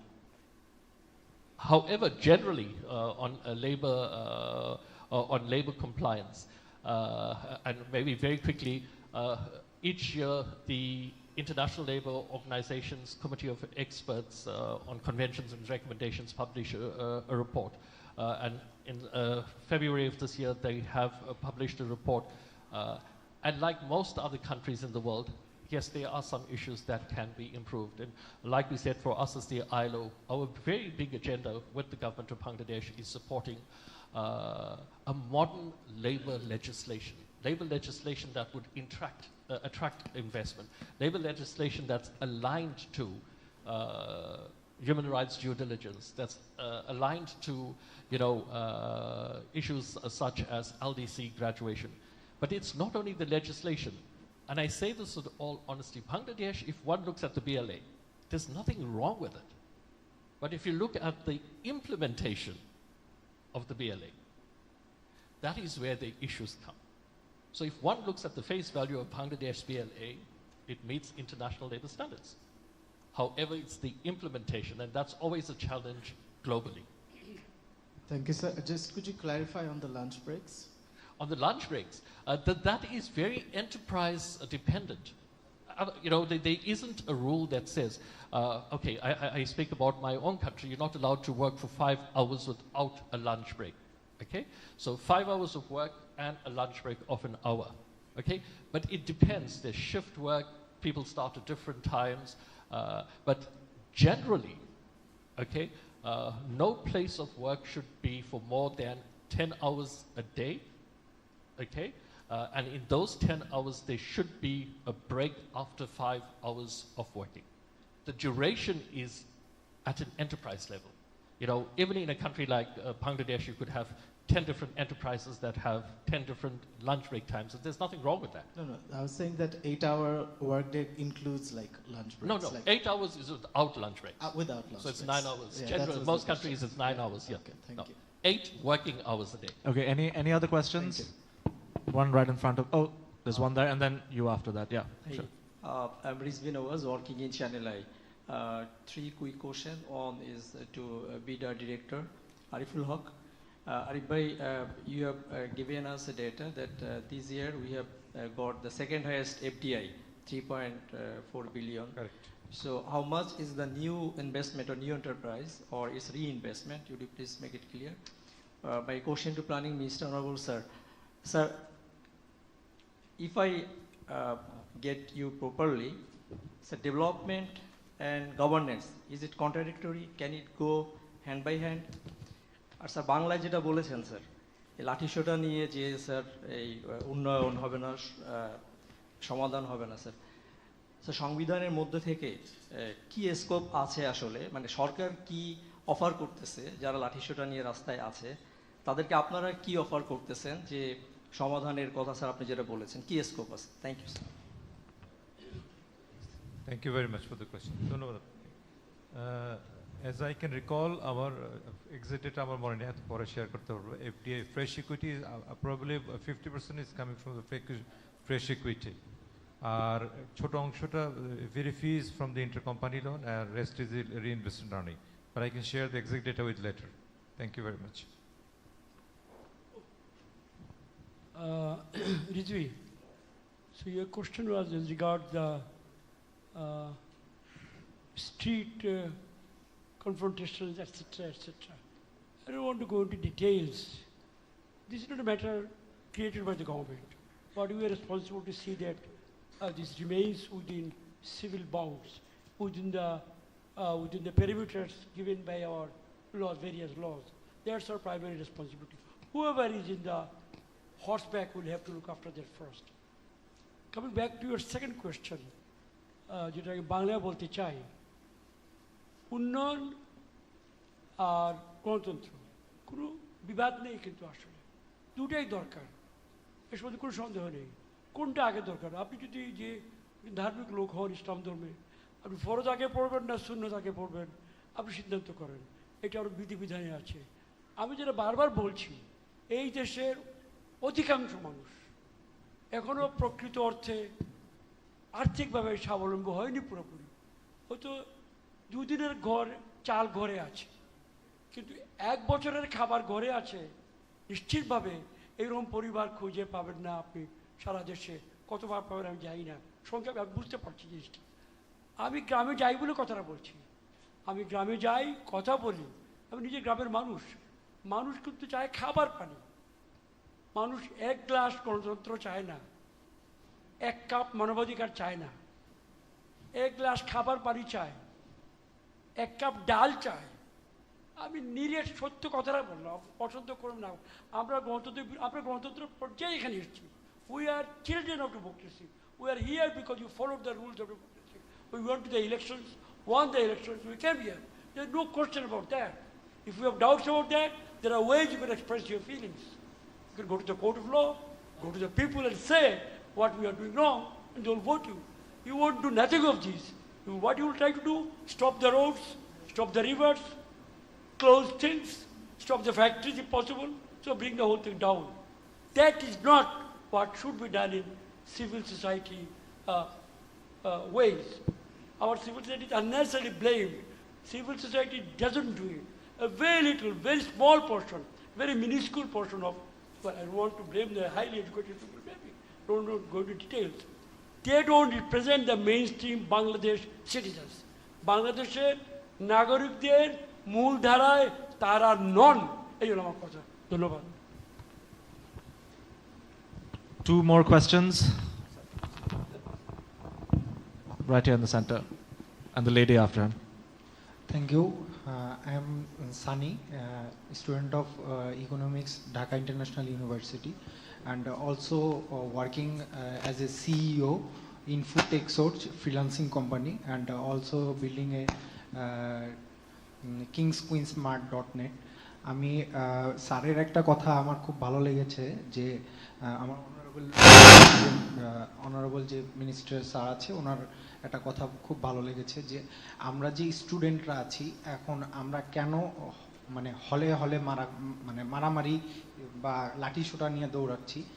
এই ব্যাপারটা নিয়ে আমি একটা কথা বলতে চাই যে global distribution সিস্টেমটা বর্তমানে বাংলাদেশে এমনভাবে চলে এসেছে, যেমন ধরেন যে আপনি মেসেঞ্জার কিংবা হোয়াটসঅ্যাপে আপনি কাউকে টেক্সট করছেন যে আমি কোথাও যাব বা আমার একটু মানে ক্ষুধা পেয়েছে, তো ব্যাপারটা সাথে সাথে দেখা যায় পাঠাও কিংবা ফুড পান্ডা থেকে আপনি সাথে সাথে একটা অফার পাচ্ছেন 15% ডিসকাউন্ট, আর পাঠাওতে আপনি ট্রাভেল করলে পাচ্ছেন 20% ডিসকাউন্ট। সো গ্লোবালি কিন্তু আপনাকে রিড করতে পারছে। সো আমি একটা কথা বলতে চাই যে আফটার গ্র্যাজুয়েশন আমরা কিন্তু সবাই অ্যাজ এ স্টুডেন্ট আমরা সবাই ডিপ্রেসড হয়ে যাই as a career development. So আমি এইখান থেকে আমি একটা স্যারকে একটা কোশ্চেন করতে চাই যে আমাদের দেশে যে বিকাশ, নগদ এরা যেভাবে অ্যাভেলেবল বর্তমানে, আমরা রাস্তার রোড সাইডে যেতে ধরলে বিকাশের একটা বুথ পাচ্ছি, নগদের একটা বুথ পাচ্ছি। অ্যাজ এ ফ্রিল্যান্সার হিসেবে আমার একটা রিকোয়েস্ট, আমি চাই নেক্সট স্মার্ট বাংলাদেশে আমরা যেন এইরকম বুথ পেপাল পাই, আমরা যেন পেপাল পাই যে আমরা পেপালের মাধ্যমে। Can you please wrap it up quickly? We have to finish up in 5 minutes. Thank you, sir. Thank you so much. Was that even a question? I'm not sure. আমি just request করলাম স্যারকে যে আমরা we have to finish up in 5 minutes. We have a live stream event coming up in the next 5 minutes. Last question, and please keep it short. Hello, this is Marcia. I am working as an intern in Arcade Foundation, and I have completed my studies from Department of International Relations, University of Dhaka. I have a question for Nina Bachman. I don't know if I pronounced your name right. Your presentation and the subject of research was really interesting for me because I have worked on benevolent sexism in my master's. So I was wondering if paternalistic discrimination and benevolent sexism has really different term, or was it overlapping? Because when we are working on gender studies, the addressing of the problem is really important for us. So I was wondering if it was overlapping or was it very different? So that's it. Thank you. who's answering the first question? No, the one she just asked. Oh, I thought there was because the before was a Bangladesh. No. Okay. Okay. Yeah, thank you so much. This is an absolute excellent question because there's a lot of similarities between benevolent sexism and paternalistic discrimination. Benevolent sexism is kind of the attitude that is behind paternalistic discrimination. Usually when we talk about benevolent sexism, it's kind of putting women on pedestal. Women are innocent and beautiful and worthy of protection, and which is also a norm that is prevalent basically in every country in the world. And paternalistic discrimination is kind of going a step further and saying, given that women are worthy of protection and are these kind of beautiful beings, I am going to make choices for them. So for example, in our study, this was women who applied for the job.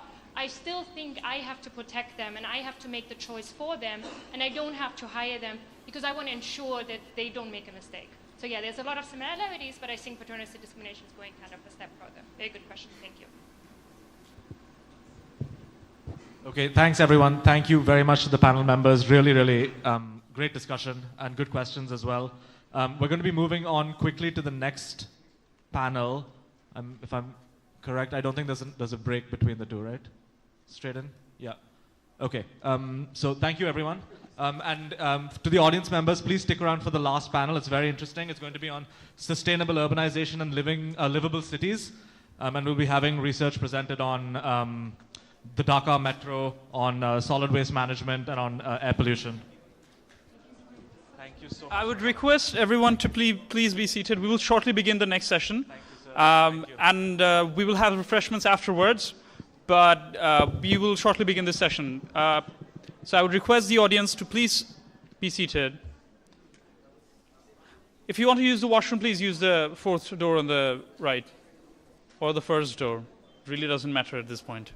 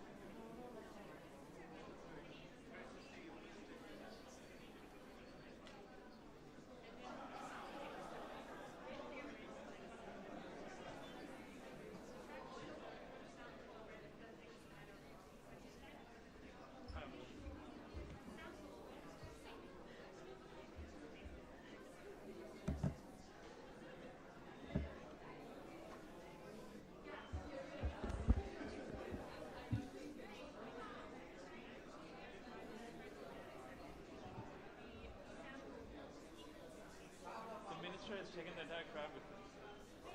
Yeah, no.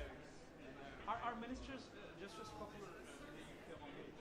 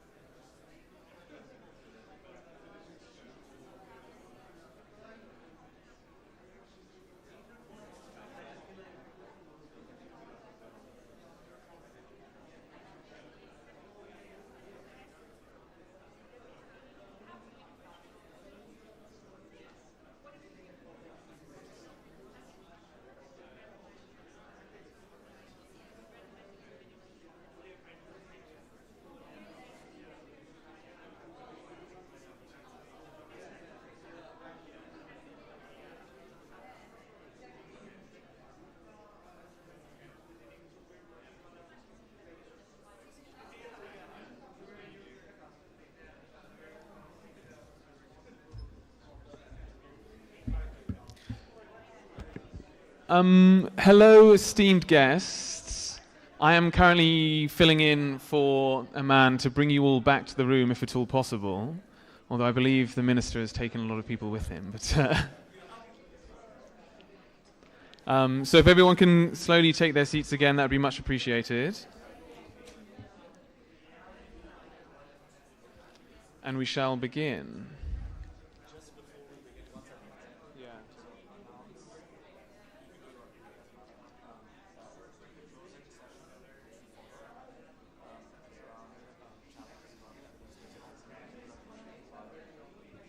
Okay.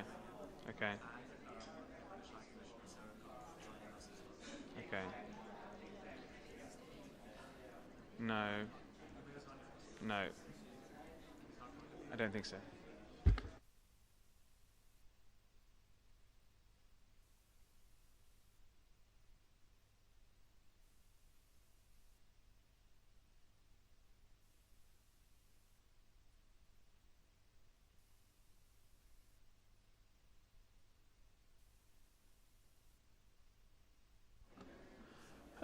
Yes, if everyone can slowly make their way back.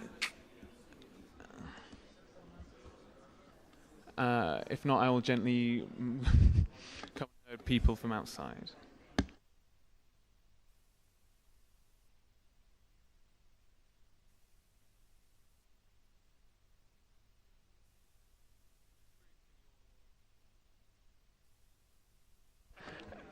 Yeah, Aman, come on, lay it down properly. Indeed, I have to do a better job, I think, for the next promotion.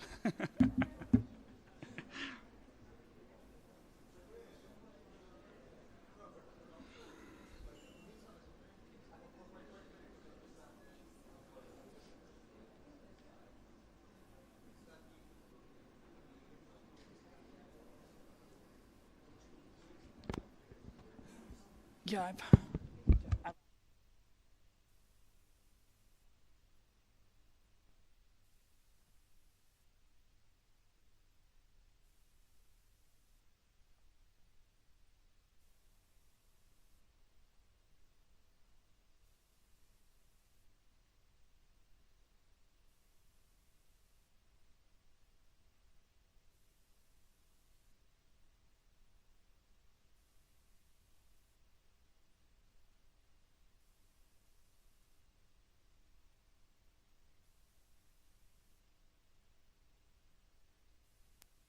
Okay, if everyone can take their seats and the speakers for this session come and join me up on stage, that would be much appreciated. We have a couple of people online, so it might be a bit of a smaller panel in person, but nevertheless a fiery one.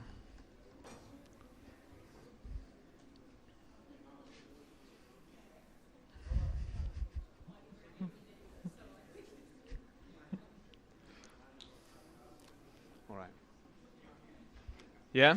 We beginning? Okay. Excellent. Any final words? Yes.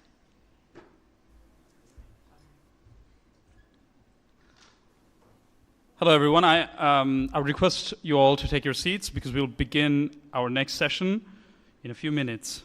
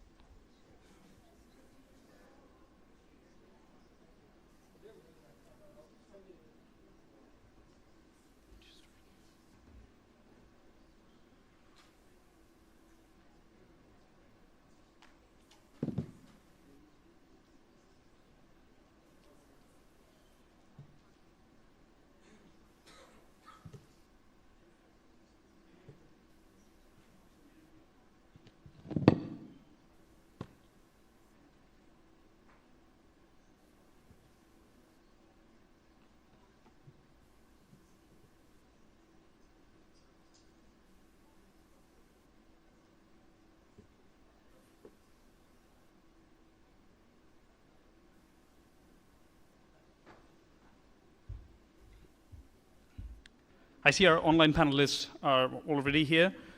And also we have Fahmida Khatun, Executive Director of CPD, Oliver Harman, and Tomoki Fuji, Associate Professor of Singapore Management University. Online we have Martin Matson, Shivani Wadera with us. This session will be moderated by our cities economist, Oliver Harman. So I hope you're all seated. We'll shortly begin it. And I'll give this floor to Oliver, please. Thank you, Aman. Thank you, everyone, for staying with us. Just briefly before I start, please stick around for the closing session as well, where we have our final panel on the challenges around evidence-based policy, where Mushfiq Mubarak is going to be speaking with us online, and also the British High Commissioner, Sarah Cook. So that promises to be juicy, although not as juicy as this one we have here. So the Honourable Mayor sends their apologies, and Zia Hall's just on their way, but we thought it was pertinent. Oh yeah, sorry, there we are. Oh yeah, if you can come and join us as well, please. Yeah, absolutely. I didn't see you down there. Wonderful. Okay, on their way in the seat as we speak. You were going to miss my opening remarks, but now you get to listen to them wonderfully. But we don't want to listen to me, and I do have a hard stop because the British High Commissioner would otherwise be very upset, and we don't want to do that. But thank you everyone for joining today, and to our online audiences as well. Welcome to this event on building livable cities, addressing congestion and promoting sustainable growth in urban areas. And we're going to try and stick to this theme throughout. As indicated, and some of you know, I'm Oliver Harman. I'm a cities economist here at the International Growth Centre's Cities That Work initiative. I'm very happy to moderate this session and kind of help push forward cities that work. Not just the initiative, but actually the functioning cities. Briefly before we begin, the format and the intention of this session, it is going to be live stream as well as the people in the room. We're going to have designated time at the end of the panel for discussions and questions and answers, and I'm going to try and be quite strict to keep people to time to allow us to have those questions and have this feedback from you at the end. There'll be, yes, for those online, there's a brief survey that I'd like you to answer. For those in the room, I am the brief survey, so if you have any thoughts or feelings, please share them with me. So yes, brief framing for me. I think many of us in this room understand Bangladesh has been experiencing this rapid urbanization. Even 3.5% means a doubling every 20 years. So it's currently 3.5% urbanization, doubling every 20 years. These are like very extensive and intensive challenges to cities, this significant influx of people. In some cities, this is leading to urban sprawl, which brings some of its own sort of congestions and promotion of sustainable growth difficulties. In Dhaka, it kind of, oh yes, and on that, I think Fahmida is going to be sort of touching upon some of these pollution aspects. In the other cases, for instance, the city we're in, it's more the urban density, which is actually a very good thing that we often see, but it's the urban density that is, delivering and causing these issues with this sort of congestion and these other negative externalities, as we often call them, at the city base. I'm sure you are not surprised to hear that, the TomTom index for traffic congestion, Dhaka, is regularly ranked as one of the most congested cities in the world. So I have seen that index for many years and never got to experience the number one until a few days ago. So I'm both happy and not happy to have experienced that. But it's another issue for building livable cities, and which is that issue around public transport. And Tomoki and we'll be speaking on that, and Martin as well will be speaking on air pollution, which of course is one of these these tensions that comes with public transport. Now, because we started a bit late, I think I'm going to cut the rest of my preamble and welcome the presenters and panelists. So we have Ziahul Haq, the Director of the Department for Environment. Thank you very much for joining us.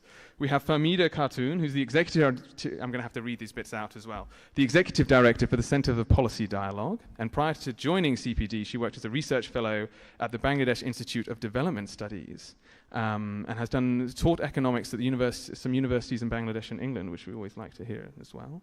Tomoki Fuji, Associate Professor at Singapore Management University. His main areas of research are development economics and environmental economics. So of course, that is the kind of sweet spot that we at IGC, particularly when we're talking about resilience and sustainability, are trying to look through. Joining us online, who you might have seen earlier and is going to appear shortly, is Martin Matson, who's Associate Professor of Economics at the National University of Singapore, and has done much path-breaking policy research in Bangladesh, so we're very happy for him to be joining as well. And Shivani Wadera as well, Assistant Professor at UPES India, Shivani's research delves into waste management, segregation at source, incentives, and I'm very excited to hear from Shivani because when we initially conceived this project, we were kind of talking about it together. So it's wonderful to have that kind of co-generated research with policymakers and researchers come together into something fruitful. So we're going to do presentations first. So we're going to go through those 4. Then I'm going to look for reaction from you, Zihul, to kind of understand your reflections and how you feel about that. Then there's going to be discussion amongst the panelists and, of course, the Q&A. Now, because I am a good economist and I somewhat understand incentives, presenters, you were kind of given, if you go over time, then I'll reduce our internal discussion. So that's your incentive to try and stick to time. We asked you for 7 minutes, so I'll kind of give you 10 because you're good academics. And then we'll try and have this sort of reaction and discussion time. So to begin, Martin is going to be joining us online, who's going to be looking at the relationship between air pollution and income, pollution and abatement technology. Martin, please. All right, thank you so much to the IGC and to Oliver for chairing this session. I'm going to talk about some selected results from a paper that I have together with Dorothy Ting, who is my research assistant at the National University of Singapore. And the name of the paper is What Determines Pollution and Income Relationship? So air pollution is one of the most serious harms to public health globally.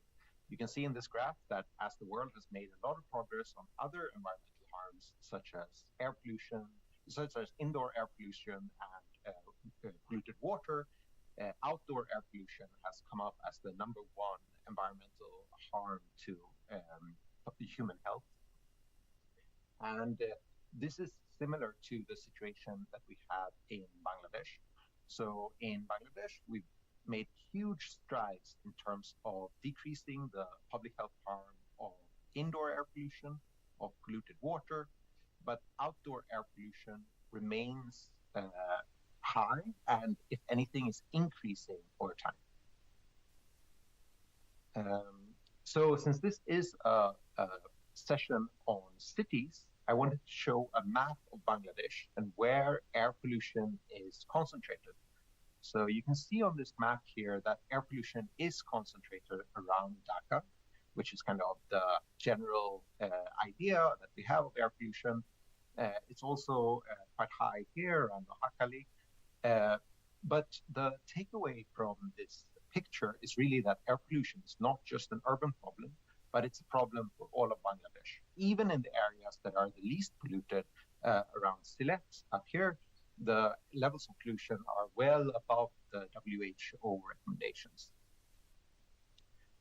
So the motivation for me to researching this topic is that while some are saying that air pollution will not get better, it's just increasing and it will keep increasing, that's kind of at odds with the general experience of high-income countries, where we've seen air pollution substantially decreasing over the last 50 years or so. And one phenomenon that can kind of explain both of these patterns is the so-called environmental Kuznets curve, which is the idea that at low levels of income, when income rises, pollution rises as well, while at higher levels of income, when income rises, pollution decreases. And I'm going to show some evidence that while this is true for air pollution, we can't rely on this in order to kind of think that pollution will go away by itself. And my personal motivation for studying this topic is basically that I have several projects on air pollution, both in Bangladesh and in South Asia. Some of them are with Ziaul Haq, who is part of the panel today, with the Department of Environment. Others are with Ash at IGC. But my major doubt that I have in the back of my mind is maybe I'm studying something here that is just going to go away by itself as Bangladesh is growing richer. And that's kind of the question that this paper will answer. So digging into the data, here I'm just showing you all of the observations of every country in the world and how much income and how much health harm that was caused in that country by air pollution, outdoor air pollution. And the blue dots here is every country in the world, while the red dots is Bangladesh. And as you can see, Bangladesh has been growing in terms of income over the last 30 years. And it has also been growing along the lines of health harm from air pollution. But you can also see this inverted U-shaped relationship, where when poor countries are growing richer, air pollution increases, while when rich countries are growing richer, air pollution decreases. And Bangladesh is currently kind of at the peak of that curve. So we can expect Bangladesh air pollution to kind of decrease if it follows the other countries along this curve. But I want to point out that this is just for outdoor air pollution. For other types of pollution, this curve doesn't really exist. So this is indoor air pollution. There you can see as you grow richer, you have less pollution. And here you have greenhouse gas emissions. As you grow richer, you tend to increase your greenhouse gas emissions. Okay, so what can this tell us about the future? I'm going to need some assumptions in order to make predictions about the future. I'm going to assume that the relationship between GDP and pollution will stay the same over time. And I'm going to assume that Bangladesh will, and the rest of the world will keep growing according to the predictions made by the Resources for the Future Institute, and that population growth will continue according to UN estimates. If we make those predictions, then we make those assumptions, we can predict how much health harm there will be from air pollution going forward. And here I show you pictures for the global situation. And as you can see, the global situation, air pollution, health harms have gone up a little bit. But if most countries follow this trend where as countries grow richer, they have less harms from air pollution, we can expect air pollution health harms to go down over time. But even if they go down, they will continue to be very severe. They're going to go back to the levels at which they were in, say, 1990, but they will still stay substantially higher than we would like them to be. Here are predictions for Bangladesh in particular. The prediction is that Bangladesh will keep growing in terms of GDP, and that the health harm from air pollution will kind of turn around just around now and will start decreasing, but will only decrease by a little bit. It will decrease back to, say, the 2010 levels of health harm from air pollution by 2040.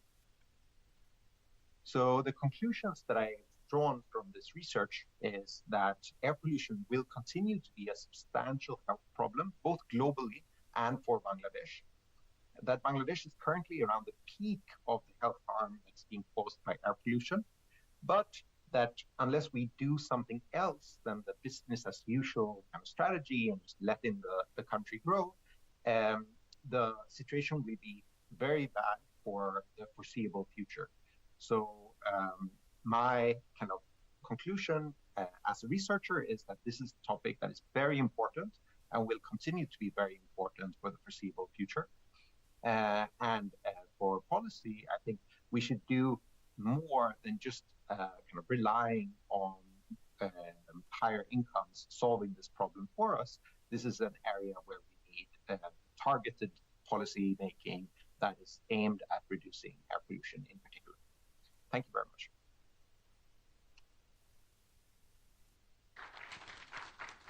There's a round of applause coming from in here, Martin. I'm not sure if that's quite picked up on the microphone. Yeah, very interesting. I will not reflect now, but thank you very much for being on time. And yeah, very fascinating, particularly that nuance between indoor and outdoor pollution and carbon. So we will turn to, Tomoki, I think you're up next, if you may. If we can get Tomoki's slides up. So I hope you're taking many notes and get ready to ask some devilishly good questions. Okay. I'm personally quite excited for this one as well. And I hope some people share that sentiment.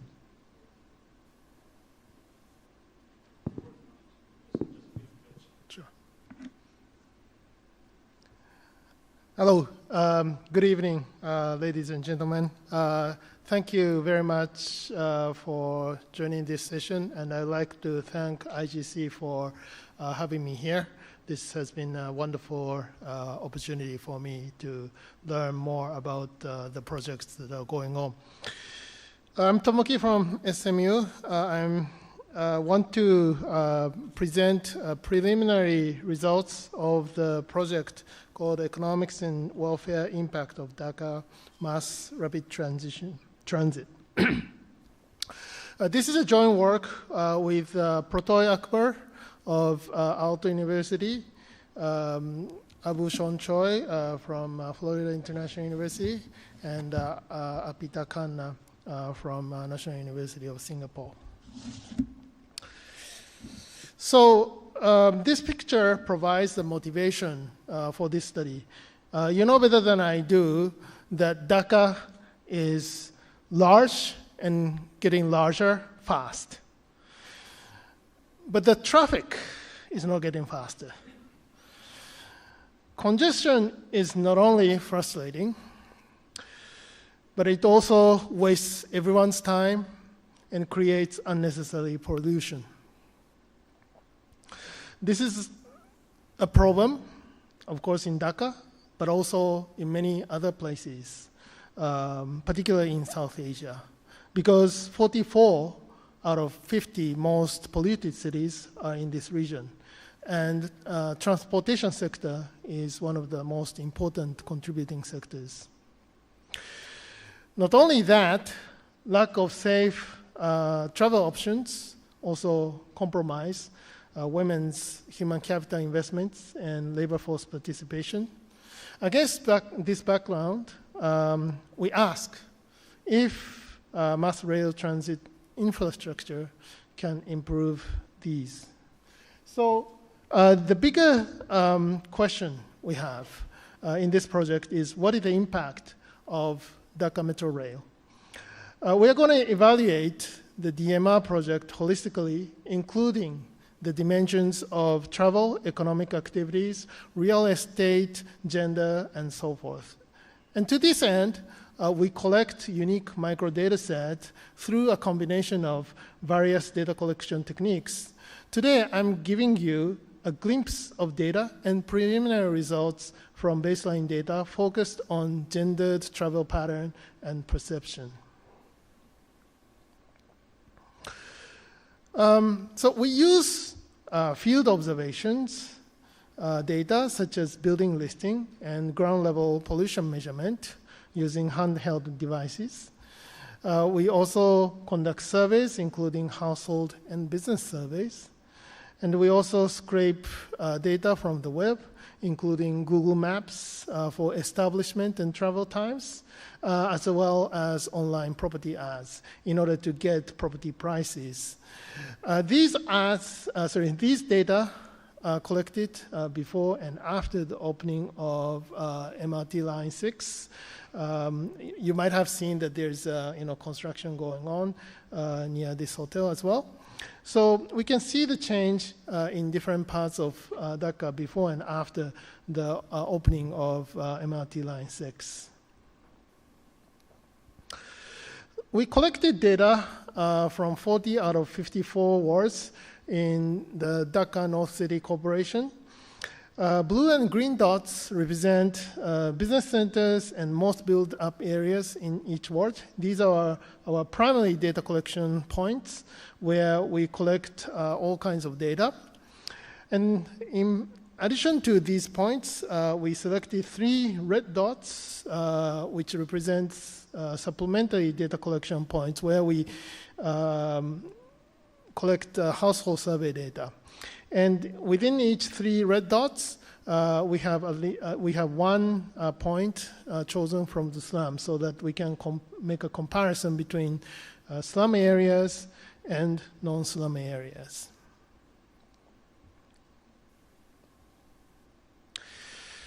We also collect web scraped data. Top left panel represents the Google Maps. I think many of you are very familiar with this. And this gives you the travel times. And these data are shown to be quite reliable. So you can see the changes in travel time, according to the day, time of the day and the day of the week, for example. And bottom left is online property ads from bigcroy.com. And on the top right, we have, again, Google Map data, and these show the establishments. It is rare to have, business and household survey data collected at the same point, and we can also merge these data, these web scrape data. So having, these many different sources of data from this georeference data from the same location is quite rare. Now, I'm going to focus today on the baseline survey data due to the time limitation, and I particularly want to focus on the gender travel pattern and perception, which kind of relates to what Nina presented earlier. So in the in the left panel, we see that women are more likely to walk than men. Rickshaw and auto rickshaw, the proportion is pretty similar between men and women.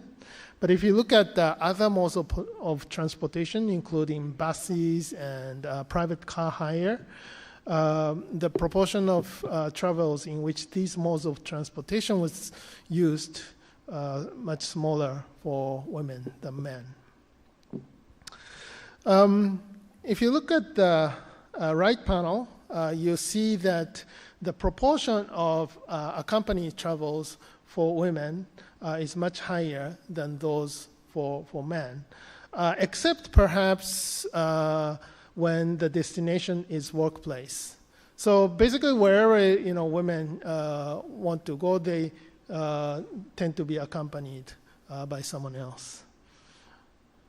So this is indicative of the fact that women's mobility is restricted, possibly because of safety and other concerns. Now, this slide shows gendered travel perception and attitude. 3 minutes, Tomoki. Okay. So left panel shows that women are more likely than men to avoid traveling or worried about being harassed during the travel. Both men and women think that MRT is actually, a safer mode of travel, and women is more willing to pay for improvement in terms of safety and congestion. Pollution and congestion. So all these things appear to indicate that women are perhaps more in, need for better mode of transportation, and this could alleviate this gender travel pattern. So we have, so besides, we have mostly finished inline data collection. And after data cleaning, we'll be rigorously evaluating short-run impacts of MRT Line 6 on travel, business, jobs, real properties, and the environment, among others. And we also investigate the heterogeneity of impact. That is, we will look into who wins and who loses from the MRT Line 6. The heterogeneity may come from different sources such as gender, social status, or whether the neighborhood is slum or not. Now, besides conducting what economists call reduced form analysis, we'll also exploit recent econometric and spatial modeling techniques to estimate the general equilibrium effects. on welfare and to quantify the welfare gains across different socioeconomic groups and across space.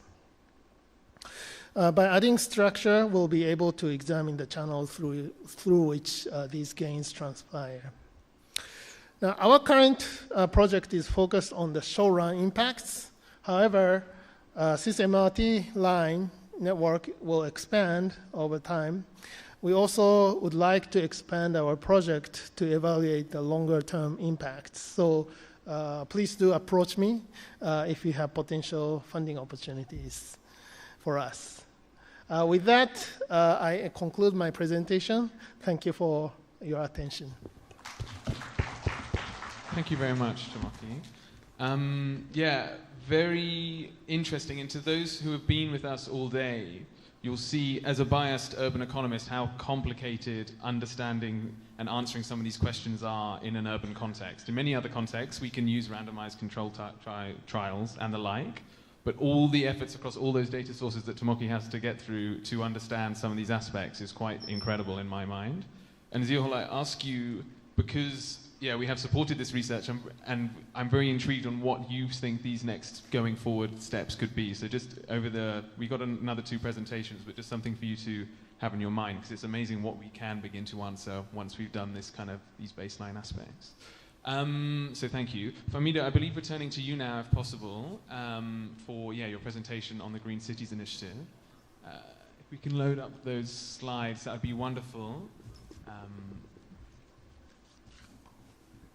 Thank you. And Fahmida, you click as to, Fahmida's covering a lot of different pollution aspects in their work, and it'll be, so I'm kind of letting her decide on which aspect of pollution within cities we're going to be looking at. So, thank you. Thank you very much. I think the previous presenters covered air pollution quite adequately, so I would, in the interest of time, I would just skip the air pollution part. I will focus on plastic pollution, and also more because this research is a work in progress. So we have this study or project called CPD's Green City Initiative. So as part of that Green City Initiative, we are undertaking research and other dissemination and advocacy activities. So at the end, I'll show what are some of the activities we have been undertaking and we will undertake in the coming days, and what we have done so far. So my presentation is very simple and straightforward. I'll just highlight some of the issues which you already know, but just to review and how to go about it. So my research team comprises of these very bright young researchers who are sitting in front of me. They're all here. So I would like to thank them first. So moving on quickly, that just as the introduction. So as I've mentioned that this is basically a part of the whole research, and then to cover 2 components of pollution, that is air and plastic. And the basic objective of this research is to look at the drivers, impacts, and solutions, and also make some concrete recommendations on the basis of our desk-based research and also based on our survey, so which has been just completed, but I won't be able to present the findings because that data processing is still ongoing. So some of the slides I'll skip. Let's just move to the plastic part. Right. So plastic pollution is also one of the important and serious issues and problems in Bangladesh, and there are number of reasons behind that. But just to at the beginning, just to show the extent where we are living, and the extent is that you can see that in Dhaka city itself, every year 646 tons of plastic waste is generated, and but the problem has so far received little attention, because it's not because only due to the lack of policies or actions, but also lack of awareness among citizens as well. And what are the drivers of plastic pollution? One is, of course, the water system that acts as a medium of plastic pollution. And in Bangladesh, we have about 1 million metric tons of mismanaged plastic, which are generated every year around the coastal areas. And then you can see that one of the important rivers is that Kornofuli River, that has the highest share of mismanaged plastic among the major riverine system. So the other driver is, of course, unregulated production of plastic products. And in Dhaka itself, the average consumption of plastic has increased. Within a year of about 15, the consumption has doubled. So in 2005, it was 9.2 kgs annually. That has increased to 22.25 kgs. So that shows the extent how we are moving fast. One of the important reasons is that we use excessive consumption and indiscriminate disposal of single-use plastic. So that is, a day-to-day use. So that's one of the important, culprits of this various causes which are caused by the plastics. And also during COVID, there has been a tremendous increase of the single-use plastic use for several reasons, for disposal of medical waste. And the other driver is inadequate waste management. And we see that the households, as I've mentioned, that we at the household level also, we don't have the practice to segregate our wastes which further contributes to the pollution. And also the informal sector, they mostly collects PET bottles, and which has a market value, and for them this is a source of livelihood. Then moving on to the issue of impact, it has multiple impacts on human health, on the whole ecosystem itself, and all of these are known to us. It can, starting from this respiratory problem to eye irritation problem, and also it can lead to cardiovascular and also gastronomical issues as well, multiple problems, health-related issues. And also the impact on how it has impacted on the health in Dhaka city itself. You can see that there are 65 canals which had carried rainwater to the rivers, but due to plastic pollution, 22 canals have mostly been turned into dumping waste, so which had been there for natural, as part of the natural ecosystem. So we have just filled up with the single-use, particularly single-use plastics. Now, looking at some of the impacts, of course, that the incineration of plastic waste that leads to air pollution also, it's linked, so how air and plastic pollution is linked. And also it is rainfall causes plastic waste from landfills in Bangladesh to deposit in canals and riverways, which are surrounded within the urban cities. Then microplastics, those are also mistaken for food by many species, which eventually suffer from indigestion. The other impact is that plastic materials in water may affect oxygen levels, creating a dead zone, void of marine biodiversity. Then looking at the other impacts, just the okay. 3 you're minutes. giving me. Okay, I'll just not dwell on the impacts, but let's just move on to the issues of the policy level. What has been taken? What measures have been taken by the government and at the policy level? So, in fact, yeah. So Bangladesh has been one of the first countries, probably earlier countries, which had taken regulatory measures. In 2002, the plastic use was actually banned, but that was not followed through. And then later on, at various points in time, we see that many acts have been taken by the government, but as I've mentioned, there is not only lack of implementation, but also lack of awareness. So these are not really now more effective. So I just want to focus on a little bit onto the, I'll skip these slides, onto how to go about, so little bit of going back to the plastic issues. So in terms of implementing the policy measures, that's one of the important ways, and also creating awareness among the citizens of the country. And we felt that it is the youth and young generation are one of the important stakeholders in the whole process. Unless and until we can create more awareness, that will not be implemented. So they can also act as the pressure group, both at the household level and at the society level. So I want to showcase a little bit of on the work which we have done so far as part of this Green City Initiative project. So we have so far this what I have just presented, both on air pollution and plastic pollution.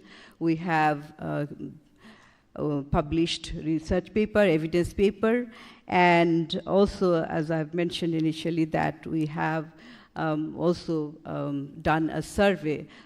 We have conducted a household survey in Dhaka city, in and around Dhaka city, of 500 households.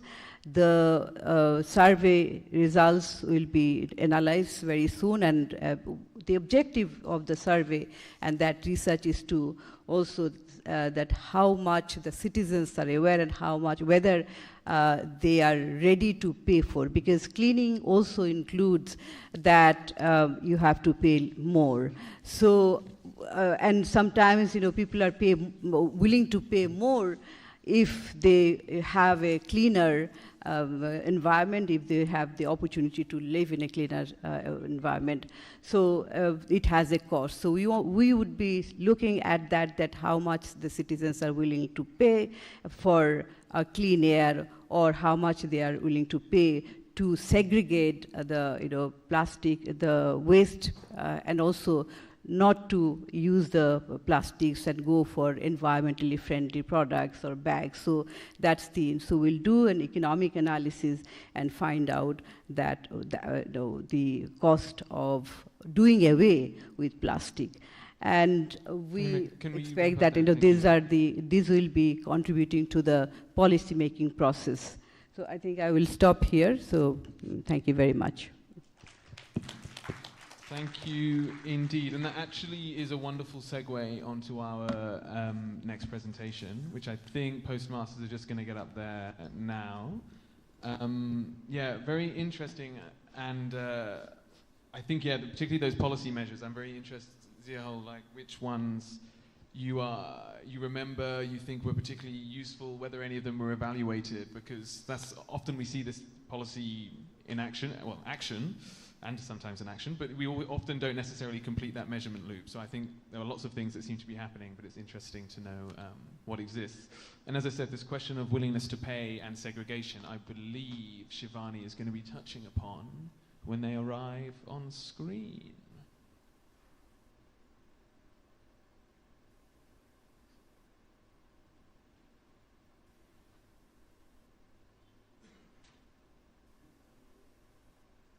Shivani, you were with us. You're currently muted, and I think when I stop talking, your audio should come up. So.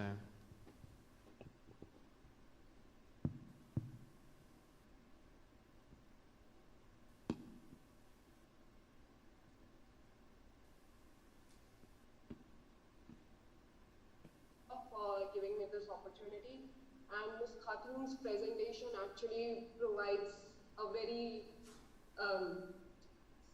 a nice platform for us to present our work. This is work that was funded by IGC Bangladesh, and I have with me online Zihan Naik. This is joint work with him. So we are looking at designing a waste management system which is suitable for developing countries. So before we begin, before I go on to what we need to so let's look at the motivation of the studies. What generally happens in developing countries is that there are inefficiencies both at the point of generation, and there are inefficiencies in technologies, technologies that are used for processing waste. There are inefficiencies while the collection of waste as well. So here we are looking at 3 levels of inefficiencies, and if there is an inefficiency at any one of these levels, we will end up having a suboptimal utilization of waste that is being generated. So I'm talking here about municipal solid waste, and the often technology also that we use depends not only just the kind of waste that is being generated, but also the climatic conditions of the place.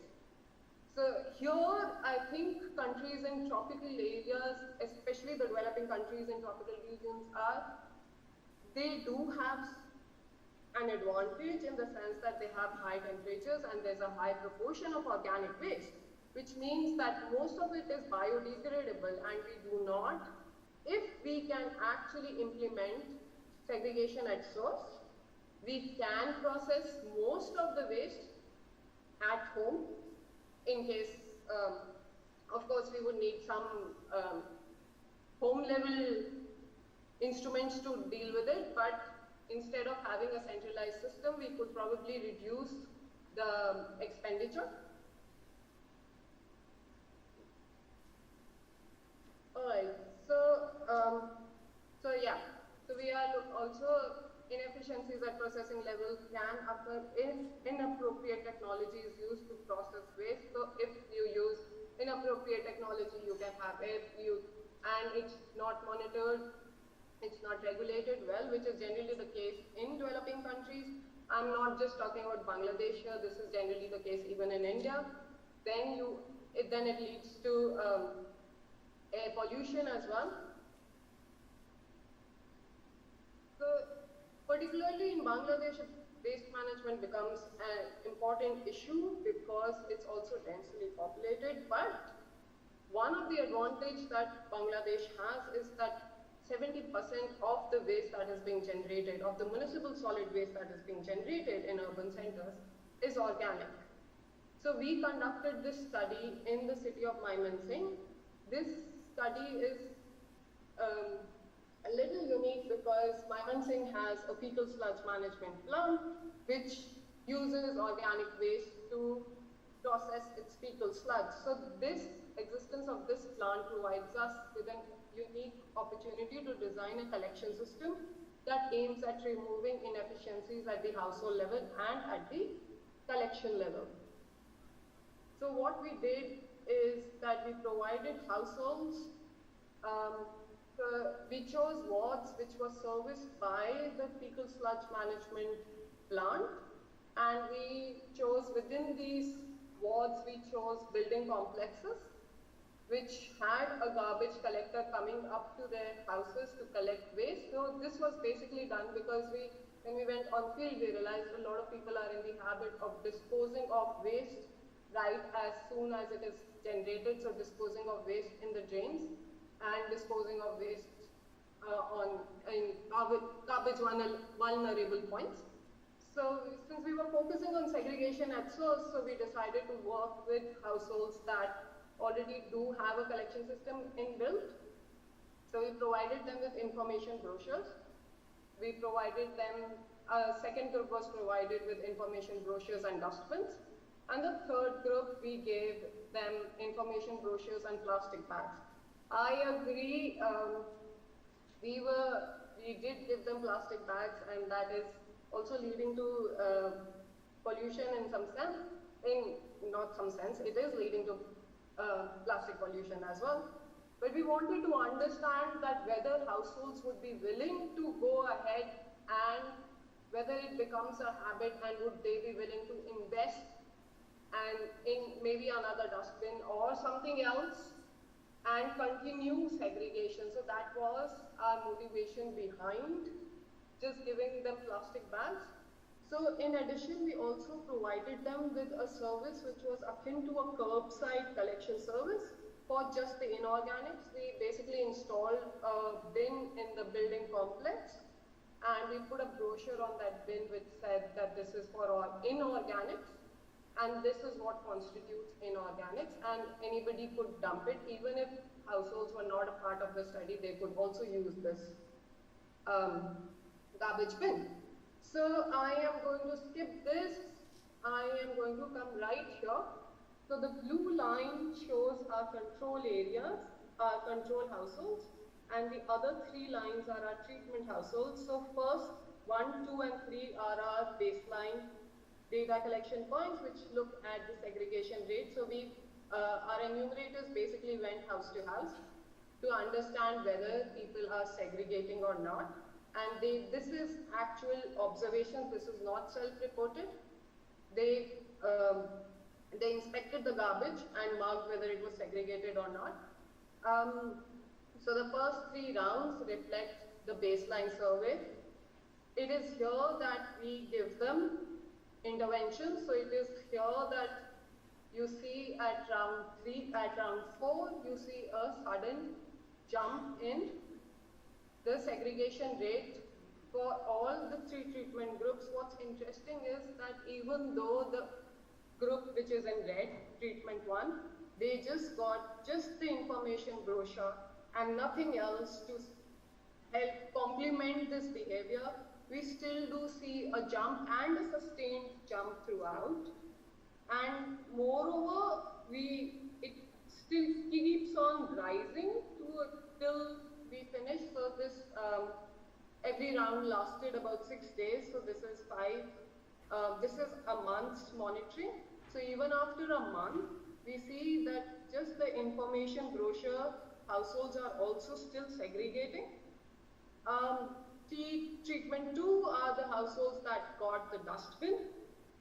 So obviously we expect households who get the dustbin, the increase would be much higher than the households who just got the information brochure, which is the red line.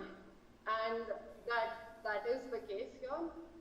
The orange line are the households that got plastic bags, and as expected, we gave them about 20 plastic bags. So as expected, we see a fall in the percentage of households segregating once the plastic bags are over. Though we do see a slight increase towards the end in round 9, we are yet to evaluate what's going on here. So we believe that what's happening here is the slight increase that we see in just the information brochure group is that the increase over time is that basically households are now getting positive reinforcement from the fact that garbage collectors are no longer mixing up garbage that is segregated at source in whichever way they segregated this garbage at their home. So they are gradually sticking to it, and it's not tapering down. So this also reflects a study that Zihan and I worked in India as well, that households take some time to start segregating, but once they see that garbage is not being mixed, it does not fall down. Shivani, could you wrap up, please? Yeah. Thank you. Last slide. So our results basically indicate that providing their information also at the household level increases the probability of segregation, although the increase is not as high as in the case of providing dustbins. And as expected, we do see that for plastic bags, the segregation rates start to taper off once the bags are over. Thank you. Thank you, and applause, of course, from the room. Okay. No, Shivani, that was great. And I think your work shows wonderfully how economics can be utilized to enhance solid waste management. When we first started working on solid waste management, some very prominent prominent economist said there's nothing economists and economics can say about solid waste management. And then 2 years later, I had them saying we need more RCTs in solid waste management. And here we are 2 years after that with more RCTs in solid waste management, showing exactly how we can increase the segregation at source, which changes this whole solid waste management cycle. So if we could have Shivani and Martin on screen, lovely. I'm not going to stand up here, but Ziyul, I'm very intrigued on particularly your reflections from what you've seen today. I think there was a lot of interesting research. So yeah, any reactions you have, how potentially you might utilize, or the application of some of this to your decision making, and then we'll start with that, and then I might have another follow-up question from you there. If you can, I can't lose this microphone because then I lose control and the panel descends. Thank you, Oliver, for having me, and at the outset, let me congratulate the International Growth Center and the London School of Could you bring it a bit closer to your mouth, I think? For organizing these wonderful events yesterday and today. And we are actually, we have got four presentations, very interesting and thought-provoking presentations. And I feel that as Oliver has rightfully pointed out, that we need to have some of the study to be needed, deep dive, and we need to go further study and evolution in some areas where some of the aspects are not captured in a very comprehensive manner. So on Dr. Martin, actually we have been working together for quite some time, at least for the last 2 years, and he has been working with DOE and the Ministry of Environment on implementation of our air quality management, air quality control, air pollution control rules. In fact, the government has promulgated air pollution control rules last year, and in that rules we tried to capture the modern concept in the rules. And in implementing these rules, there are some elements that has been incorporated in the rules, like preparation and implementation of National Air Quality Management Plan, declaration and effective management of degraded air shed. So we are working together with Dr. Martin to declare and define the degraded air shed and how to address the degraded air shed in terms of abatement strategy and implementation of this abatement strategy.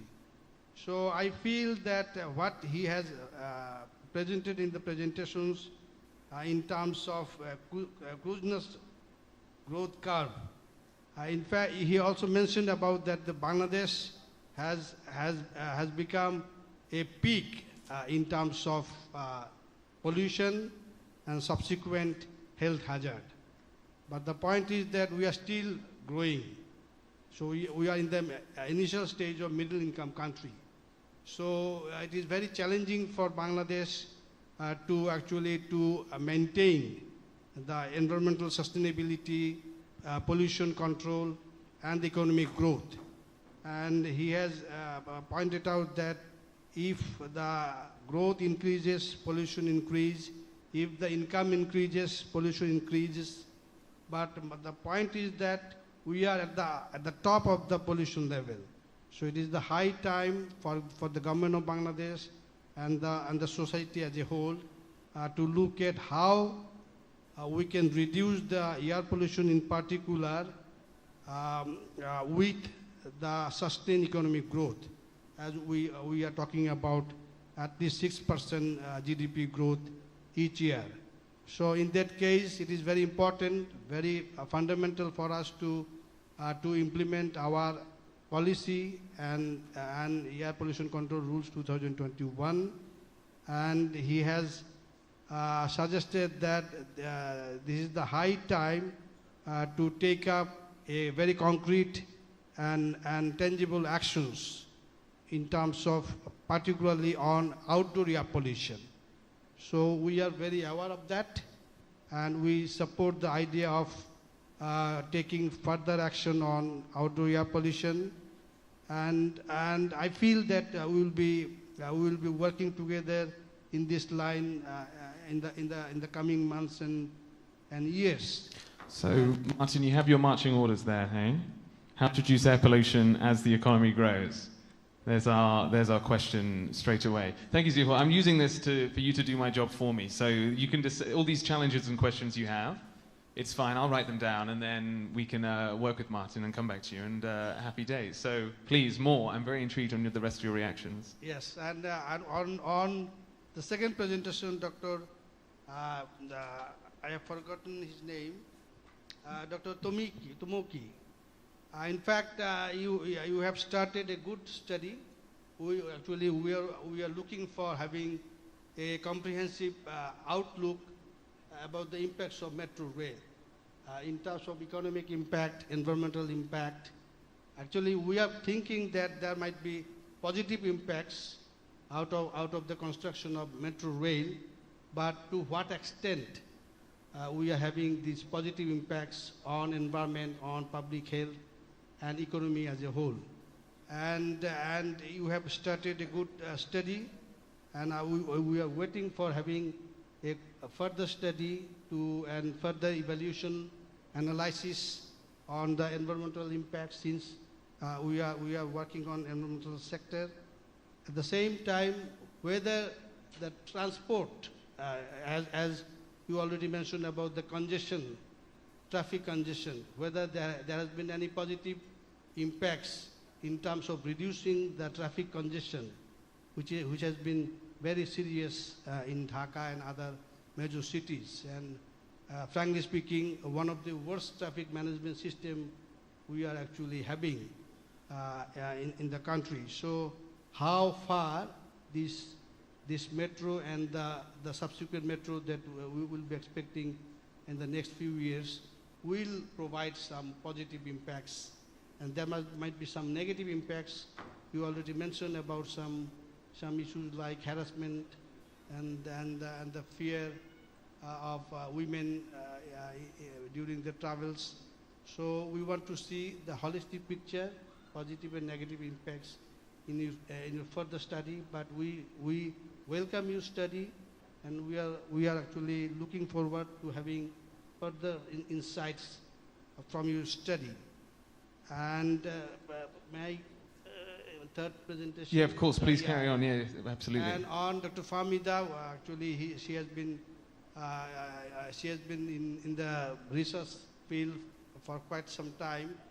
So in terms of plastic pollution, actually, we understand that this is a problem, and that's why now the global community is actually drafting a new treaty on plastic pollution.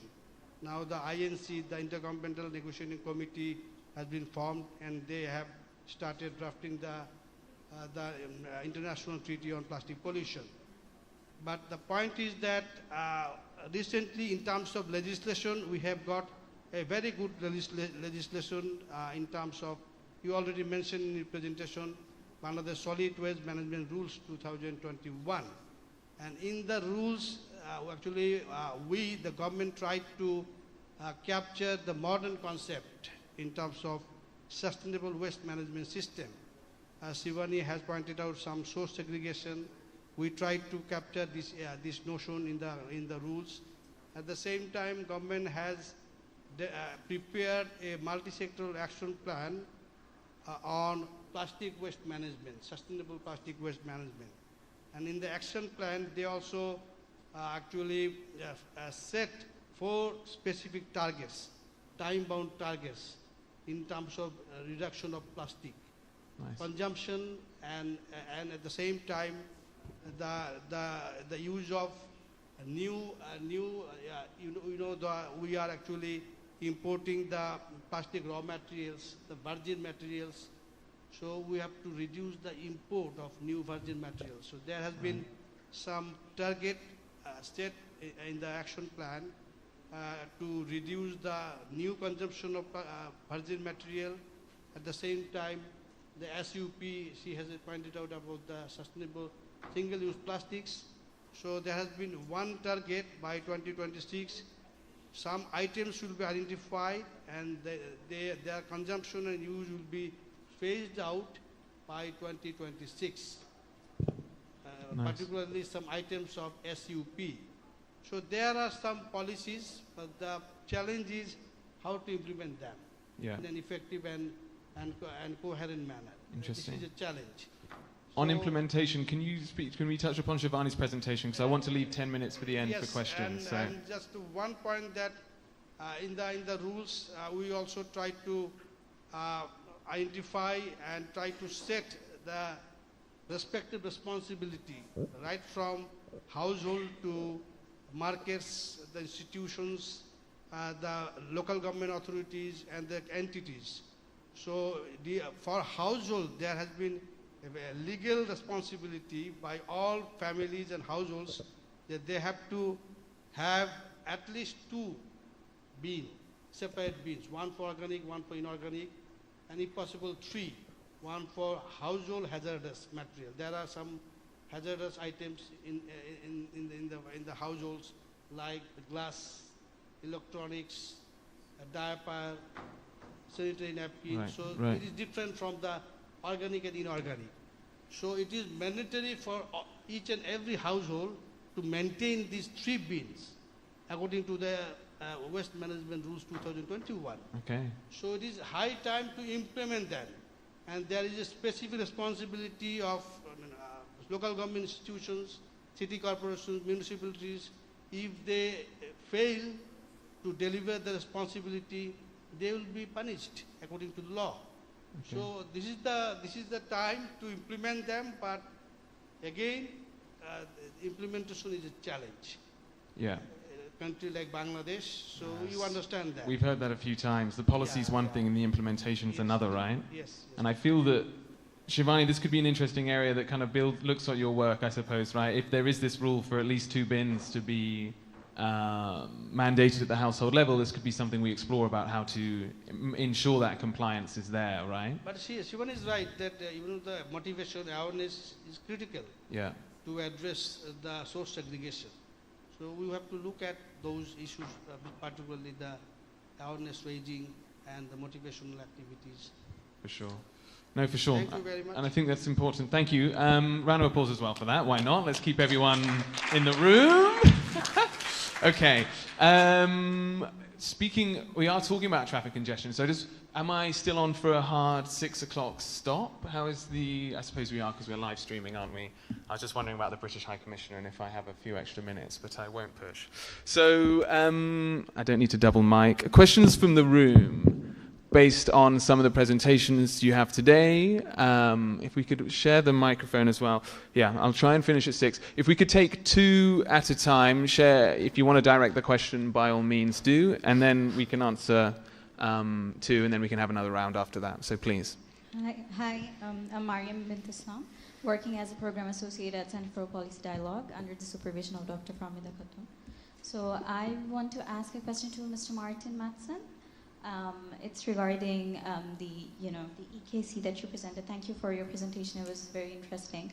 So I want to know, like, as you showed, that Bangladesh is at the peak of its income, and also as environmental Kuznets curve suggests that it is also at the peak of its pollution. So if you had a chance to look at the economic cost of air pollution in Bangladesh, and because if we say that pollution is just a consequence of growing income, probably it wouldn't be the right attitude to combat air pollution. So if you have had a chance to look at the economic cost, and if yes, how does it look like in comparison to the growing income? Thank you. Wonderful. Thank you very much. We have 2 more hands, so we can take 3. If you can be concise with your questions, but of course introduce yourself as well. Thank you. Hello, my name is Afrin Mahbub. I'm also working for the Center for Policy Dialogue. My question was for Ms. Shivani. In your study, which was very interesting, you had introduced 3 interventions, information brochures with a dustbin, and also information brochure with plastic bag. And I know you have acknowledged the fact that plastic bags are not sustainable at all, but I want to know the specific motivation for you to actually introduce a 3rd intervention like that, which is not sustainable, and not offer something which is sustainable, or otherwise, or in an alternative scenario, why didn't you just stop at 2 intervention in the first place? Thank you. Thank you. And the gentleman behind you, if possible. Hello, I'm Syed Yusuf Sadat, Research Fellow at Center for Policy Dialogue. I wanted to ask Mr. Ziaul Haq from the Department of Environment. Like, we all know that we have the Department of Environment, we also have Bangladesh Road Transportation Authority, and we also have the city corporations, namely Dhaka North and South City Corporation. So all of these organizations are doing excellent work in their own right. But I want to ask you that from DOE, what are you doing, or what is DOE doing in general to coordinate among all these organizations? Thank you. Okay, wonderful. So Martin, would you like to go first on the economic cost of air pollution? Then Shivani, sustainability of plastic bag, and Ziaul on this coordination question. And please, if we can be finished on the hour, that will be good for me. Sorry, Martin, you may want to just move your lips, then pause, then the sound will come up, then speak. Just to give because the sound has to come down here. So 3, 2, 1. Can you hear me? Yeah, all good. Yeah, thank you very much for the question. I would say that there are two economic costs of air pollution. One is the direct cost on productivity. So it has been shown across many studies that living in a polluted environment makes you less productive, meaning that you will earn a lower income. So that's one effect. And the other effect is that if we value all of the health impacts of air pollution in terms of the monetary value, then of course that would add up to a huge amount of monetary value of all those health effects. But that's kind of like valuing the health effects in terms of a dollar value as opposed to a direct effect on the productivity of the economy. I don't have any estimates in front of me right now in terms of what's the average kind of study conclusion that the effect of air pollution on productivity is. But I would say that that's definitely an important impact of air pollution. And if we were to add up all of the health effects of air pollution and give that a monetary value, that monetary value would be very, very high. But I can't give you an exact figure. Wonderful. Thank you, Martin. Shivani, let's turn to you and just pause while the sound comes up.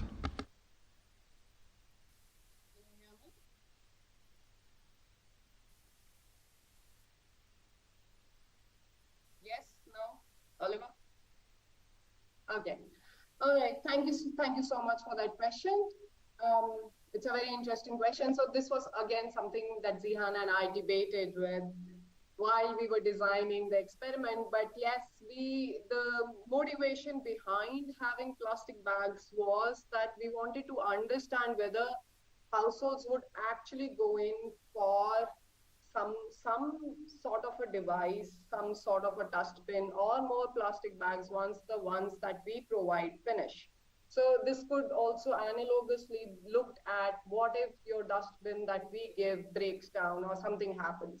Will you go ahead and buy something in order to continue segregation, or will you now shift back to mixed waste disposal? So this was what we wanted to understand, whether households do once. Is it actually habit forming enough for them to now invest their personally to continue segregating? So that was the motivation behind it. Yes, we use plastic bags, but I think there are alternatives available in the market which are at least compostable in an industrial composter. So yeah, that was the motivation. I hope that answers your question. Are we getting a slight nod, Shivani? So yeah, partial answer, which is often as good as us scholars can do, right? Ziaul, this question of coordination before we close, I want to give you an opportunity to respond to it, and then I'll just wrap up the session since the High Commissioner is here. Thank you for your question. In fact, this is a critical element that we have been struggling with. inside the government and outside the government, how to maintain the proper coordination and effective coordination among the ministries, among the line agencies inside the government sector. And you are right that there are similar activities to some extent done by the BRTA, Department of Environment, and city corporations. But as per mandate, Environment Conservation Act and Environment Conservation Rules, we are actually oversighting their activities, whether they are environment friendly or whether they are complying with the Environment Conservation Act and rules. And there are other 7 rules under the Environment Conservation Act. The point is that they have also their separate rules and act. BRTA has its own Road Safety Act 2018, and they try to abide by their act and rules. But obviously, since you know the focal point ministry is Ministry of Environment, focal department is the Department of Environment, and we are the legal mandate. So we try to coordinate with city corporation, and we developed and we promulgated the act and rules on environmental issues. At the same time, we developed guideline for them, and in terms of vehicular emission, we developed the standard, vehicular emission standard, and the vehicular itself, there is a standard to comply with Euro 3, Euro 4. We developed them. But the point is that whether if they don't comply with the national standards, what will happen? It is a different question.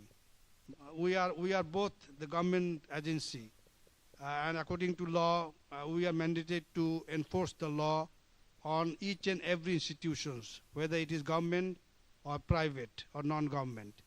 So there are limitations in terms of good coordination. We are trying to improve them, and over the years there has been some improvement in the process. So hopefully there will be some more improvement in the future. Thank you very much. Thank you very much, Siha. No, wonderful. Okay, so it's my job now to close the session. Yes, and some tea up here as well would be wonderful. No, thank you very much, everyone, for staying. We'll hand over to others now. I just briefly want to say thank you to the panelists for coming. It's appreciated. Thank you more for the research and policy dialogue you've done. Well, firstly, thank you very much, to those individuals of government who have very much motivated these studies. I think it's fascinating having done this research strategy a couple of years ago, speaking to people like yourself, understanding some of these challenges, then going out, turning those into research questions, funded by the Transformative Economic Policy Program, getting individuals like yourselves involved in this, and like yourselves up there as well, to answer them, coming back with this amazing new evidence in its kind of various forms of iteration, and now getting more questions, which is of course always appreciated, but it is it is this connection of policy to research and back again, and it is this continual cycle that I think IGC does well, and hopefully you'll somewhat agree, and hopefully you somewhat enjoy working with us on this. So for me, I very much enjoyed it. I hope likewise you did too. I am going to close and leave it there. Thank you very much to everyone who joined online. And yes, a round of applause for us all. Yes, I purposely wrapped up when a man was at the back of the room, so now he has to run to let everyone know what's happening next. I think we can leave the stage though. That is one thing. Thank you. Hello, everyone. So with that, we end the session on building livable cities, which I think is very relevant because Dhaka has somewhat performed badly in that ranking. But for the closing session, which will be on the role of economic research in building policy in Bangladesh, we have already been joined by Her Excellency Sarah Cook, who's the British High Commissioner to Bangladesh. And we also have Jonathan Leap, our Executive Director of the IGC. We'll be joined virtually by eminent Professor of Economics, Mushfiq Mubarak, Yale University, and Laura Boudreau, Assistant Professor, Columbia Business School. She'll also be joining virtually. So we will begin this session in the next 3 minutes. I hope you're all seated. We will take a very quick break now that we are setting up the online session. just 2 or 3 minutes, but please be seated. Thank you.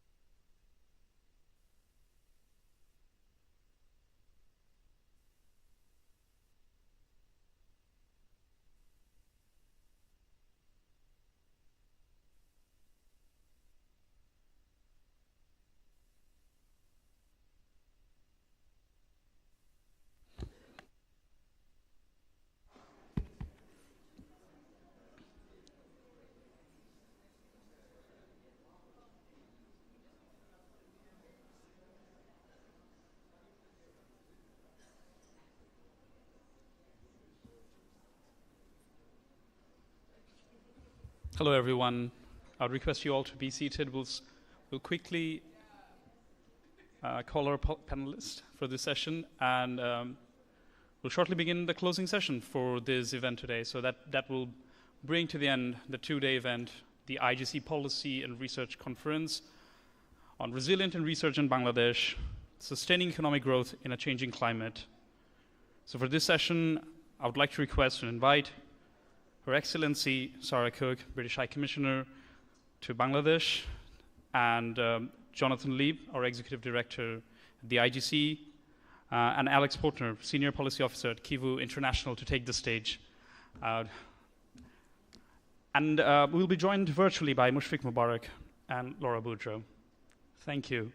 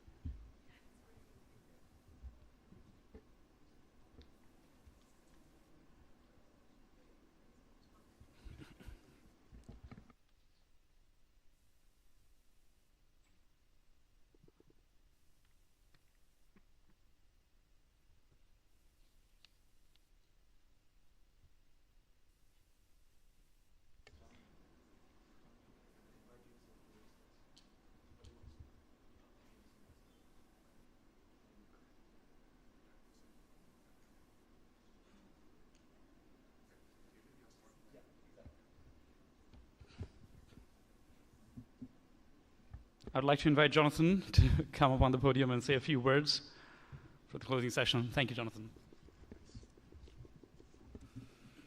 Thanks very much, Aman, and welcome to the High Commissioner. Very pleased to have you with us, and also Alex here, who's from Kivu, who's been one of our partners in our work on the TEP program over the past 2 years.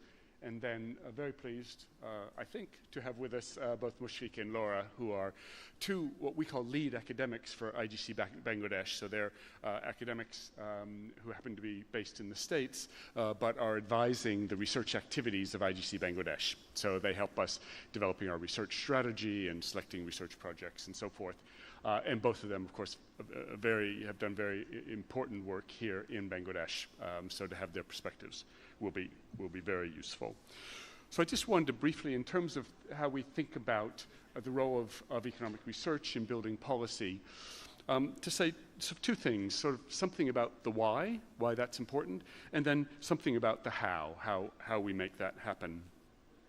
So why is it important to have research engaged and brought into policymaking?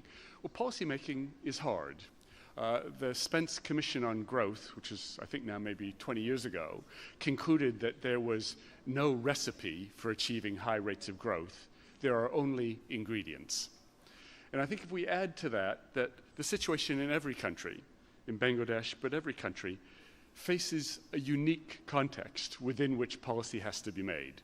There are a unique set of constraints, a unique set of opportunities, and policy has to be crafted in the light of all of those differences.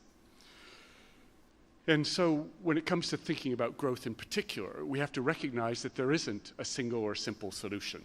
And there's certainly not an imported solution that you could bring even from Vietnam, which is, I think, often used as an attractive model. As I said in the opening session, achieving sustained high rates of growth and generating high rates of employment over time requires government to focus on how to increase the productivity of people and companies. And it is hundreds of different policies that, working together, drive increases in productivity on the part of individuals by helping them to build their skills through lifelong programs of training from early education all the way to vocational and other skill building in later years, but also all the ways in which we can support and give people opportunities to develop their skills on the one hand, but it's also policies that enable businesses to thrive, encourages businesses to invest, helps to improve the management practices within businesses. All of these things feed into how productive enterprises are. And that, in turn, determines what happens with employment. So employment begins when people move from unemployment into self-employment. And then when they move from self-employment into waged employment, and then finally when they move from waged employment into larger firms that offer a greater diversity of opportunities, and in particular high-value opportunities, made possible by the fact that there's a division of labor, an ever more complex division of labor, in sophisticated larger firms. So policy has to support those increases in productivity as workers and individuals move through those different stages. So we need to think about skill building at the country level, but at the individual level, but also how we support companies to become more and more productive over time and to grow and become larger over time. So that's part of the how. That policy is difficult, and policymakers need to have inputs from research. What about the role of research? Well, again, as I sort of alluded to on Monday, I think research yesterday, the opening session, I think research does two big things. One is it generates hard evidence, reliable evidence on what works and what doesn't.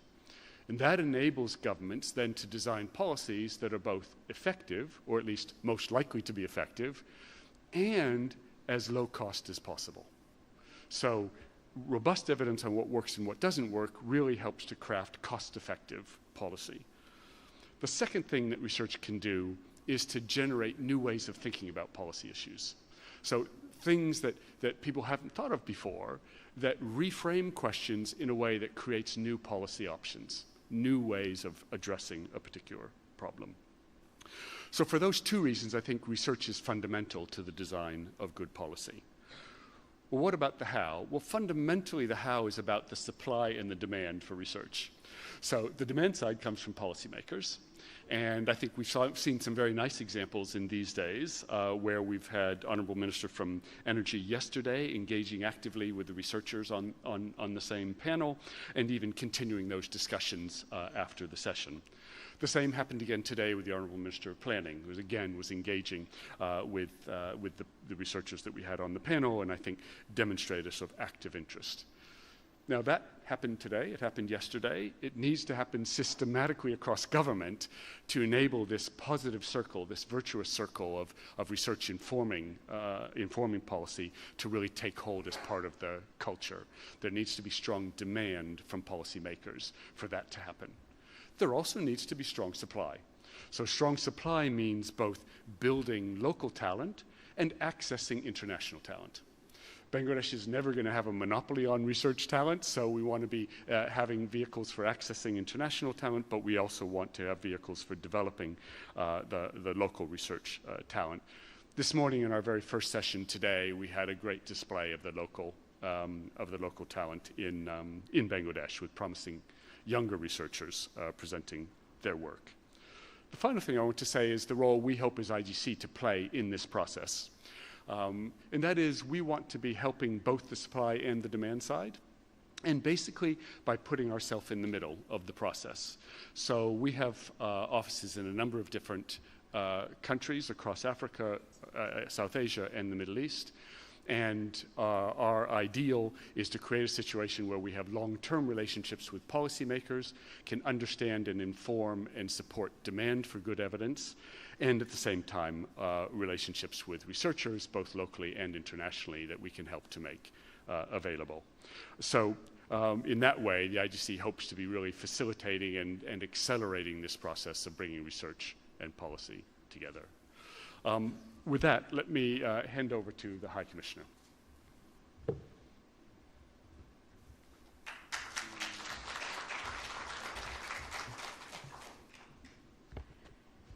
Thank you very much, Jonathan, and it's a real pleasure to be here this evening with all of you. I first started working with the IGC in 2010, so a very long time ago now, and it's a real pleasure to be here this evening to look at the work that the IGC has been doing in Bangladesh and to see how that can help shape our thinking going forwards as well.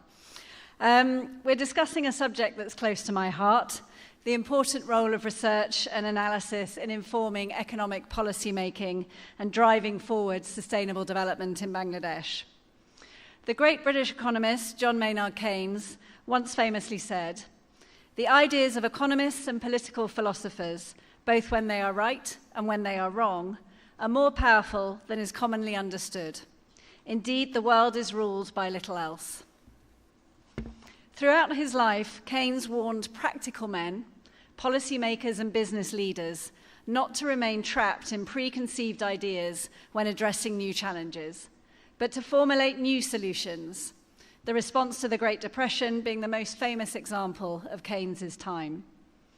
And the reason I was drawn to that particular quote today is because it reminds us that good new ideas can be a powerful force for change. Not only that, it also suggests that old ideas can become an impediment to reform. So my takeaway is that new challenges require fresh ideas and innovative solutions. That spirit of adapting to new challenges and being bold to try new ideas is highly relevant in Bangladesh. As you all know, Bangladesh has made tremendous economic progress over several decades, rising from the second poorest country in the world in 1971 to preparing for LDC graduation in 2026. So how did Bangladesh achieve this success?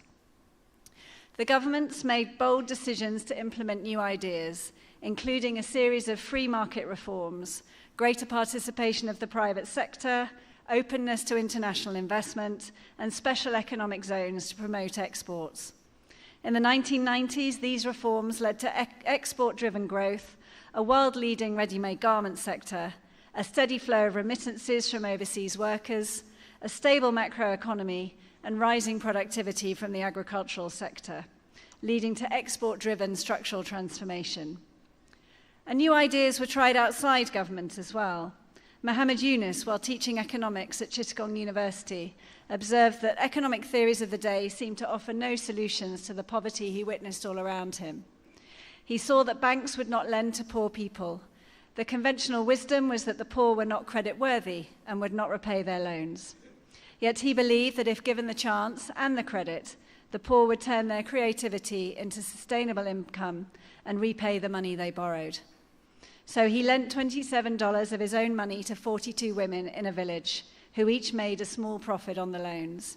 In doing so, he demonstrated that microcredit was a viable model. And by 2017, Grameen Bank had reached 9 million borrowers.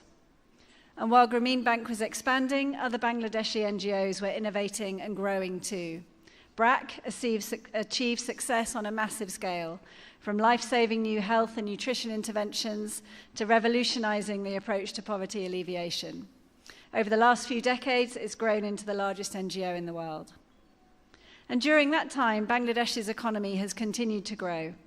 GDP per capita climbed from $300 in 1990 to over $1,960 in 2020, placing Bangladesh above India for the first time.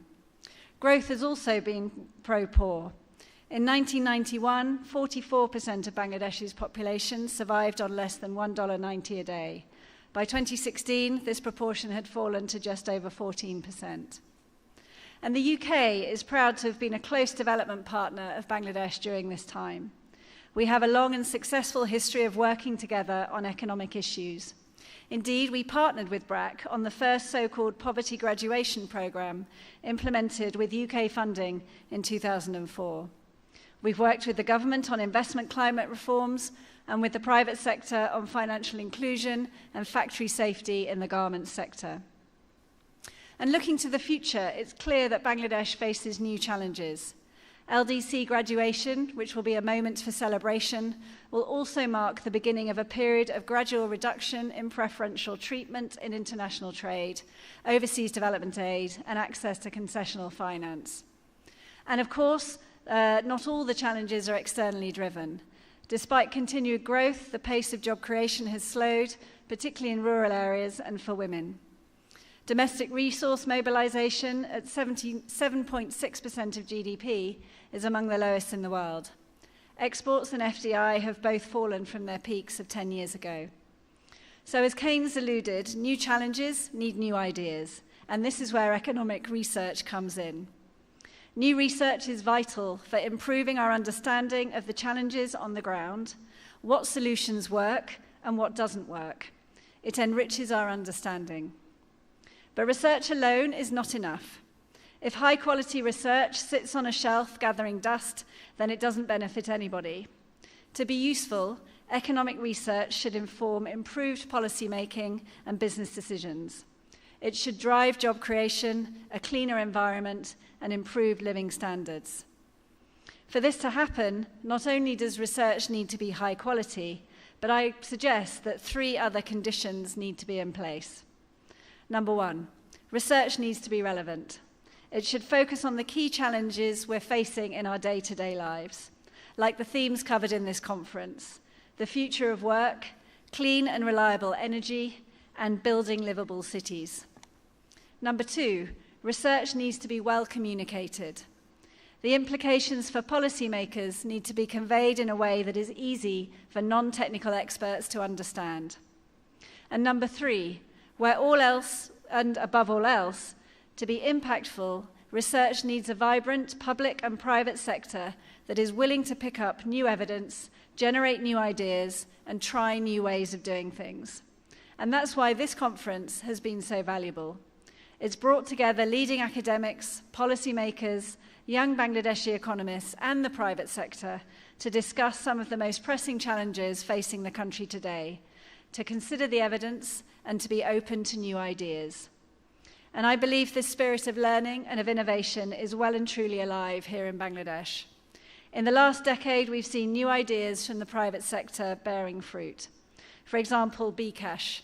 In 2011, a new idea was launched, a way to send and receive money and make payments on your mobile phone.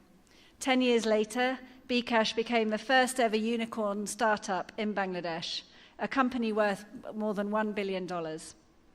And while new ideas are emerging in the private sector, a new round of policy updates would help to address the economic challenges and constraints. Through the IMF program, the government has agreed to reforms to increase revenues, address vulnerabilities in the financial sector, and to build resilience to climate change. We welcome those developments. And the World Bank's new country partnership framework aims to improve the business environment, enhance economic opportunities for women and for vulnerable groups, and to strengthen spatial and digital connectivity. Again, all very welcome. And as well as new ideas and reforms, old relationships need to be modernised too. For the UK's part, we're transitioning. We want to move to a new forward-looking economic partnership with Bangladesh based on our mutual interests. We will support Bangladesh through LDC graduation and towards the goal of reaching middle-income country status, while through building closer economic, trade and investment partnerships with the UK. For example, the UK's Developing Countries Trading Scheme, which launched last month, will provide Bangladesh with continued tariff-free access to UK markets for 3 years beyond LDC graduation. The UK's Development Finance Institution, British International Investment, BII, has identified Bangladesh as a powerhouse market, with a plan to invest an additional $450 million in the private sector between 2022 and 2026. And UK Export Finance, or UKEF, has more than tripled its capacity for Bangladesh to £2.5 billion. This support will help UK exporters and Bangladeshi buyers access the finance they need to do business together. And our Transformative Economic Policy Programme, TEP, managed here in Dhaka by my team at the High Commission, aims to improve the effectiveness of economic policy through targeted technical assistance, support to think tanks, and new data tools for the public and private sector. So, ladies and gentlemen, you'll see there's a lot going on, and with new research, fresh ideas, and bold reforms, Bangladesh can achieve its vision of becoming a smart, high-income country by 2021. And I'm confident that the partnership between the UK and Bangladesh will continue to go from strength to strength. Thank you very much.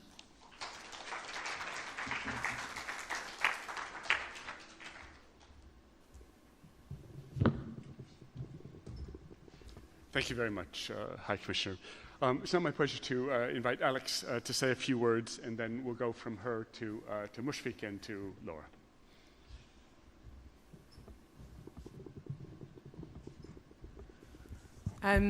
Thank you very much for the introduction, Jonathan, and to IGC for hosting such an interesting couple of days. It's really great to be here on this panel, wrapping up what's been a fascinating 2 days, hearing from colleagues working in a range of ways to boost the role of research in Bangladesh. I'm coming from Kivu International, and I hope I bring a little bit of a different perspective. While we can't rival the economic expertise of some of the colleagues on screen, I hope to bring a slightly different perspective because our expertise lies in supporting partners in Bangladesh to achieve policy change. We've worked a lot in a range of countries with a range of local partners, from business associations, researchers to NGOs, building coalitions for change, developing evidence-based but also politically informed solutions. We've had real success achieving real-world policy impact. And we're doing this in Bangladesh as part of the TEP program, working with think tanks as a really key vehicle for policy change in Bangladesh. In the next couple of minutes, and I'll be brief, I'm going to talk about why we think tanks provide such an important opportunity in Bangladesh and give you a few examples of the remarkable think tanks we're working with to achieve change. So why do we think tanks are important? We've worked with think tanks in Bangladesh and in other countries across South Asia for many years on a variety of issues. We really like to work with think tanks because we think they can be this really successful, powerful bridge between academia and policymaking. And in some contexts, they're a really good vehicle for getting the right ideas to the people with the power to implement and make that change. Robust academic research of the kind people who've spoken over the last couple of days undertake is, of course, hugely valuable and unparalleled in its depth of analysis and the opportunities to really test solutions through gold standard methods like RCTs. But this kind of research, as we know, takes a lot of investment, it takes many years to undertake, and is usually meant for an expert audience in how it's communicated. Achieving policy impact is really, really hard, as we all know, even with the best research and evidence to back up your recommendations. As people have alluded to over the past couple of days, that kind of evidence almost always plays second fiddle to political factors and interests when it comes to government policy decisions, in any context. It's true in every country we've worked in, and it's certainly true in the UK too. And this is where think tanks come in. Strong think tanks are able to understand that academic evidence base, but also adapt their recommendations based on their policy context and have real influence over policymakers. The best of these think tanks they have a few different characteristics. The first is that they're solution-oriented. By focusing squarely on developing timely policy research and recommendations, think tanks can adapt their work to the political agenda of the day and be demand-driven by the issues policymakers care about. Secondly, they conduct ongoing advocacy, making them well-networked and plugged into their political surroundings. A great think tank needs to understand not only the policy detail, but the politics that drives decision-makers, making sure that their recommendations are workable in the political reality. Third, they have strong communication skills. They can adapt their research for a non-expert reader, and they know how to frame their work in ways that policymakers will listen to. They speak their language. And finally, as a point for donors, we think tanks locally can be a really good bet for support because of their ability to act as translators of academic research in the political context. By influencing policymakers, think tanks have the potential for large-scale impact through policy change and system change. Of course, all countries are different, and we've worked in contexts where think tanks have very little influence at all over government. But we found in Bangladesh they matter. Think tanks in Bangladesh, like the ones we work with, are effective for a few reasons. Firstly, they're really well networked. For example, one of our partners here today, CPD, were recently able to gain access really quickly to the Mayor of Dhaka North when they needed permission to carry out research in the area. And this is because, yes, they're a credible research organisation, but also they're very embedded in their local community. They're known to local policymakers. Second, there's very high demand for think tank expertise within the political system. Think tanks in Bangladesh are often called on to input into policy-making processes. Obviously, this could always be improved, but their support is on demand. Think tanks we work with have been asked to provide explainers for the budget to parliamentarians and to input into the MBR's medium and long-term revenue strategy, just as a couple of examples. Third, think tanks in Bangladesh do have an exceptionally strong skill base of highly educated, motivated, talented researchers. we spend a lot of time working with early career think tankers, providing peer learning on things like communications, how to build infographics, writing for influence.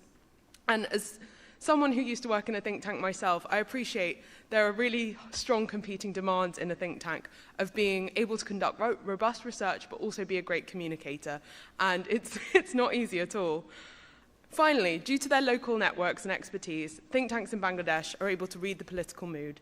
In any country, there are going to be certain constraints that will factor into what issues think tanks decide to work on, how much they challenge the government, and what their style of communication should be. More than almost any other actors, think tanks are brilliantly placed to make those kind of delicate judgments and know what policy solutions are going to be workable in their local context. Just before I close, I'd like to share a couple of stories showing how our partners in Bangladesh are achieving impact. The TEP model is based on establishing centres for excellence within think tanks, deepening the expertise of think tanks in a couple of different areas and marketing that expertise in particular policy areas. This has led to the establishment for the Centre for Domestic Resource Mobilisation at PRI and the Green Cities Initiative at CPD. These centres have a dual purpose. They can undertake long-term strategic research on policy priorities, but also have the ability to work responsibly and adapt as the political situation changes. Initially, we didn't think there would be many opportunities for policy change in the immediate term in the DRM space. However, as we saw yesterday, resource mobilisation has really become the issue of the day. There's significant demand for expertise in this area, and PRI was able to work responsibly in ways no traditional academic institution could. When the IMF loan conditions were announced, within 24 hours, PRI produced a briefing note and a press conference and was able to demonstrate to the government real homegrown support for improving the tax to GDP ratio. CPD has similarly invested in building the expertise of their Green Cities team, undertaking really impressive strategic long-term projects with the support of TEP. While this is maybe a more slow burn issue, we all know that it's going to take a lot of time to clean up the environment in Bangladesh's cities. The centre still works tactically to seize opportunities to link their work to the issues of the day. And this has been done, for example, through publishing policy briefings on the IMF's Resilience and Sustainability Fund. Through this long-term strategic investment, coupled with the ability to act responsibly, think tanks have the capacity to be the most effective vehicle, arguably, for promoting evidence-based policymaking in Bangladesh. Finally, as we've heard over the past couple of days, Bangladesh faces several long-standing challenges in terms of job creation, tax mobilisation, diversification of exports, and environmental problems, as well as immediate need to tackle rising inflation and other crises. But over the next few months, we hope to see think tanks continue to be a voice for realistic reform in a really important resource for those in power as they seek to meet these challenges. Thank you very much. Thanks very much, Alex. Laura, actually, let me first come to you. Professor Laura Bedreau is a professor at Columbia University, and as I said, is one of our lead academics for the Bangladesh program, has herself done extensive research here in Bangladesh. Laura, it's great to have you. Well, I wish I could be there with you in Bangladesh in person to be participating in this discussion. But I'm very glad to be joining here from New York, and I'm going to keep my comments very brief. I think, I'm coming to you from Columbia Business School, where one of the courses that I teach to our MBA students is exactly on incorporating econometric and research methods into decision-making processes to go out and become managers in firms that are changing the way that they approach decision-making around their business strategies to rely more on data-driven and experimentally driven on incorporating these methods like randomized control trials that we have been talking about for the past couple of days, into how they approach their business. And I raise this because I think it really underscores the fact that there has been, or we are still in the midst of an ongoing evolution or revolution in the tools and techniques that we have available to improve the way we make both decisions in the business world and in the policy sphere. Now, obviously, we might expect the private sector to be, at the forefront of how to think about kind of wedding together research techniques into, very profit-oriented, nimble decision-making processes. But I think the fact that we are seeing such interest and trends in these approaches, these more data-driven experimental approaches, starting to spread in the private sector and also in the public sector, really kind of bodes well for the future of these techniques.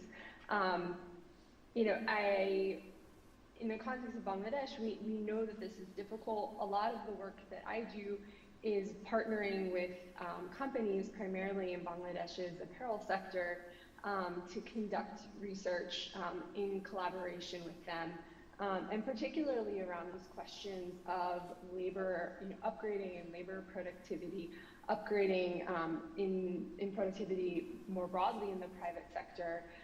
As Bangladesh approaches its LDC graduation, I think that there's significant opportunity to continue to develop these types of partnerships, and there's an openness among entrepreneurs and among firm owners that really gives me a lot of kind of optimism about the pathway forward here. So, I was recently in Bangladesh having a conversation with the managing director of a very large apparel and beyond apparel, very large firm in Bangladesh. And, they view their business,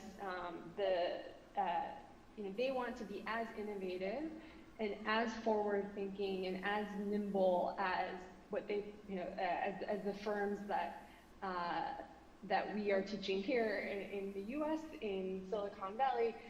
And so there's kind of a really promising open-mindedness to these types of tools. So, certainly I think there's opportunities for research to support decision-making, and that, is our top priority at the IGC in the public sector in Bangladesh. But I also think there's a fantastic set of opportunities to deepen and broaden partnerships with the private sector to, also bring research expertise and techniques to bear to improve decision-making in the private sector that can also facilitate Bangladesh's transition in the next several years. So I think it's a really interesting time to be partnering with organizations and conducting research in Bangladesh.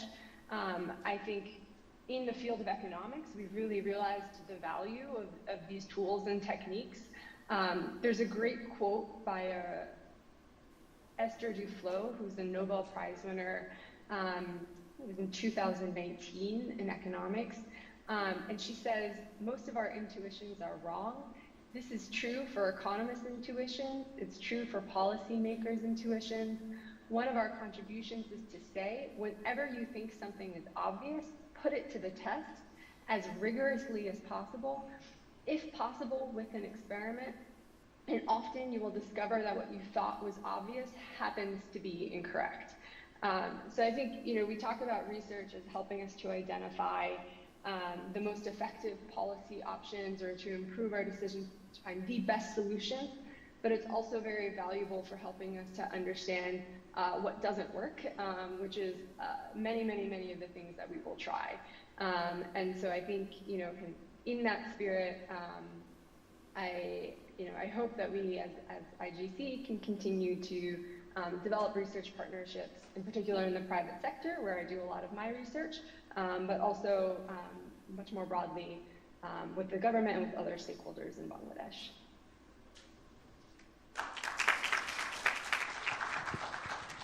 Thanks very much, Laura. It's now a great pleasure to introduce Professor Mushfiq Mubarak. As you know, he's a leading development economist. He's a professor of economics at Yale University, where he also leads the Y-Rise initiative, but we're very pleased that he has been instrumental in building the IGC program in Bangladesh and, of course, knows the country very, very well. Mushfiq, thanks very much. Better late in the day.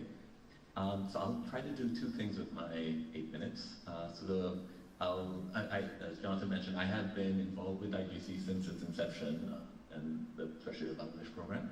So I'll say two things. So one is an area that I think IGC should be paying more attention to, and not just IGC.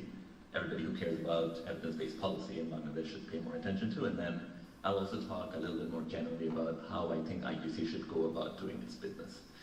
So the first one on the area that I think IGC needs to, or all of us need to pay more attention to, is we've now, in the remarks that preceded mine, we've talked a lot about apparel sector, the garment sector, the importance of the private sector, and that's been extremely important, and for our path to development, our graduation from LDC status, etc.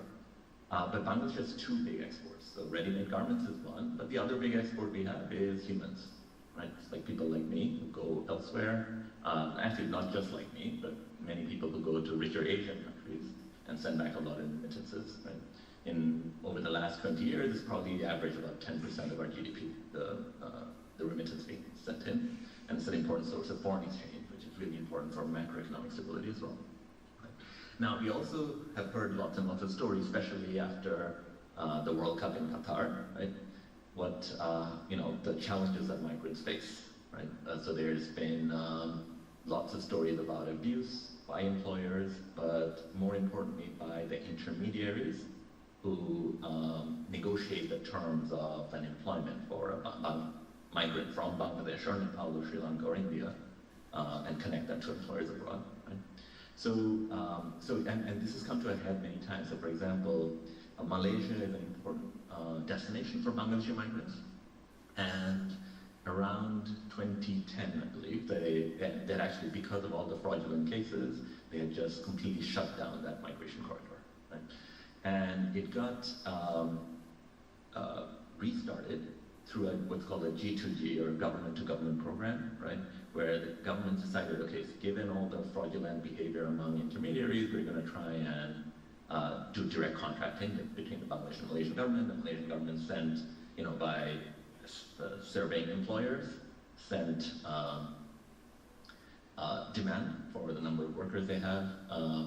There were 30,000 visas being offered, right? And the Bangladesh government, had sort of advertised that opportunity in the local newspapers.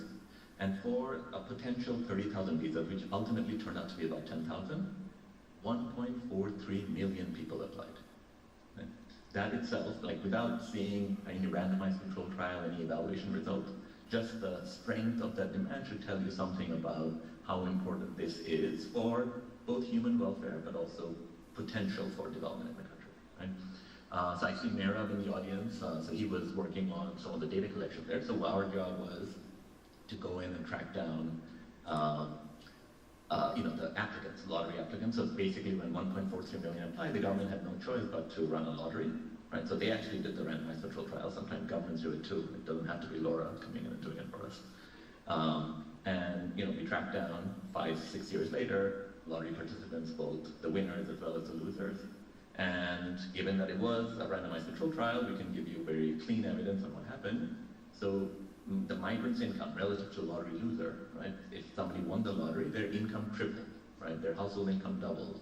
That the debt position improved tremendously. And when the male migrant is away, these were jobs in palm oil plantations, right? So mostly males who were taken, actually exclusively males who were taken. So now female decision-making power in the household went up, right? There was a broad set of improvements, right? And also, it also delayed marriage, delayed childbirth, which also has downstream benefits for women, right? So, and then it turns out, probably because of political reasons, even though BMET, the Bangladesh Manpower Employment Training, did a wonderful job here, right? That program got shut down, the GTG program. And what's the political economy reason? What's going on here is that the governments were able to bring the intermediation cost down from, say, $4,000 or $5,000 in the market to about $450, right? And of course, the intermediaries, that sector, did not like this happening at all, right? So it's not quite clear exactly what happened, but you can imagine that there's a sector with a vested interest who didn't allow the program to continue. So this is an area where the potential is huge, and we need to figure out how to make it work better, right? How to improve that intermediary sector, reduce fraud, reduce abuse of migrants, because for the stories I told you, those are represented stories, but there's also few cases when you go through private intermediaries where migrants face terrible working, employment conditions in the destination. All right, so that's one area that I hope that we can all pay more attention to, because I think the potential is large. Now let me in my remaining time, talk a little bit about how I think IGC should go about doing its business. So from the inception, right, we had this idea that, or the phrase we used to use, that research should respond to policy demands. Right? There was this sort of idea, sort of a model in the back of our heads, that policymakers have particular questions they're interested in, and researchers should be directed to, work on those questions, because if we spend our time and energy and effort doing work that policymakers actually care about, as opposed to things that they don't care about, then we're going to have much better evidence-based policymaking, right? So what I've learned over the last 15 years is that, it's not the case that, policymakers always are sitting at their desk with some open questions that they're hoping that some researcher knocks on their door and asks, okay, what question do you have that I can answer for you, right? So I think there are other ways in which researchers can play a role, and I'm basically, my comment is going to be about putting more on sort of the research on the researchers' shoulders, right? The onus is on researchers to also think about what are the important policy needs, right? And they can play an important role. So let me give you let me share this in the form of a story. I was in Bangladesh. I just actually came back. I was in South Asia for the past 6 weeks, and was in Bangladesh for about 4 of those weeks. And I've been trying to understand what's happening in the southwest of the country, because that's kind of the it's an area that's least well understood among all regions of Bangladesh. There's been least research in that area, and it's also kind of the first battleground for climate change. And it's not just within Bangladesh, it's probably one of the first battlegrounds for large-scale impact of climate change anywhere in the world. I would say the low-lying areas, so Bengal is a very low-lying delta, mostly at or below sea level.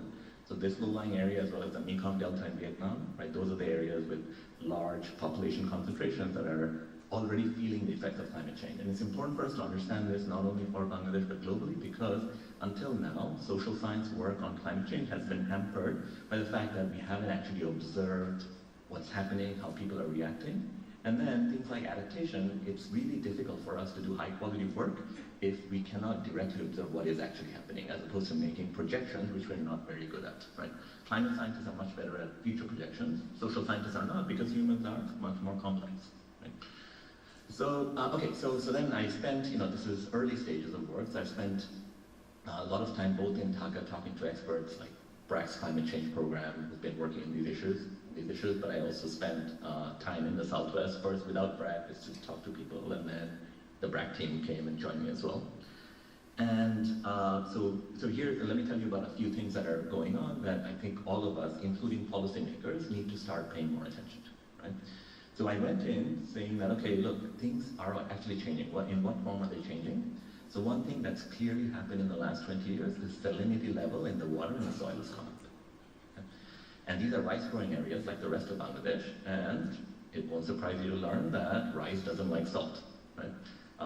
And so rice productivity falls as salinity levels increase in soil and water. And so what do people do in response?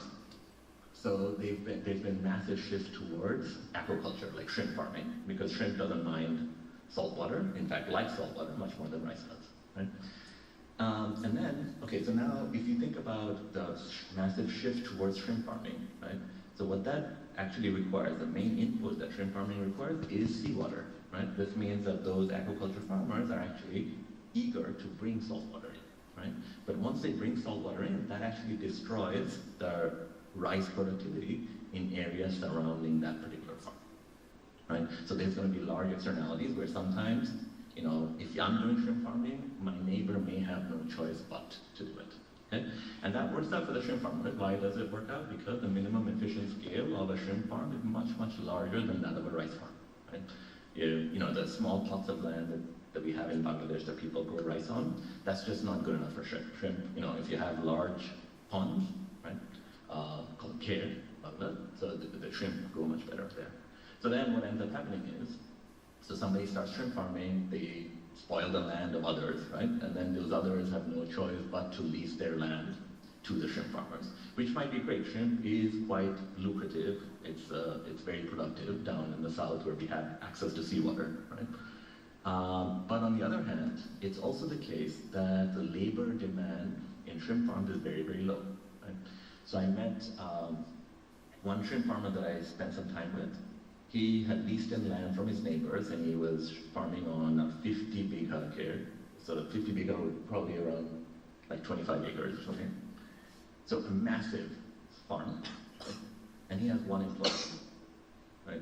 If you think about 50 bigha of rice farms, right, that would be employing many, many, many more than one, you know, landless farmer, right? So then when you talk to the people who are landless, like in Bangladesh, like the rest of South Asia, most people who are engaged in agriculture in rural areas, they're actually landless. They're supplying their labor on other people's farms, right? So they were reliant on rice farming, like during planting, during harvest. They have work to do with this labor demand, but all of that has disappeared, right? So we need to also think about, okay, what happens to those landless farmers? And that's probably going to lead to some of the themes of this conference, such as pressures in urban areas, right? So if people don't have work in those rural areas, they're going to have to move somewhere to find work. We already see what's happening. They have been moving to cities. So then we need to think about how to make those cities livable, right? Like we need shelter for the masses of migration that we might see with increases in soil salinity, water salinity in the future, right? We'll also have to think about, you know, how to promote and support, you know, safe migration, and a lot of that's going to be internal migration. Okay, so now all of that is really interesting. There's a lot of interesting economics there, right? And I, along with the policymakers in Dhaka, whose offices I visit, this is all really exciting, interesting conversations, as well as my IGC colleagues. But when I go and talk to people in that area and I ask them what their challenges are, right? What they need done, it's not about any of this stuff that I'm talking about. This is all relevant, but that's not what they talk about. What do they talk about? They don't have access to drinking water. Right? So one of the biggest first effects of the increase in salinity that's happened not only in groundwater, but also now not only in surface water, but also now in groundwater, which probably has to do with the fact that the sea level is rising, right? Is that people don't have access to salt water. So I went deep in the south in this place called Gabura, a union that's an island in the Sundarbans, right? And people, you know, so what's happened there is people used to have ponds of fresh water that they would use for drinking and bathing.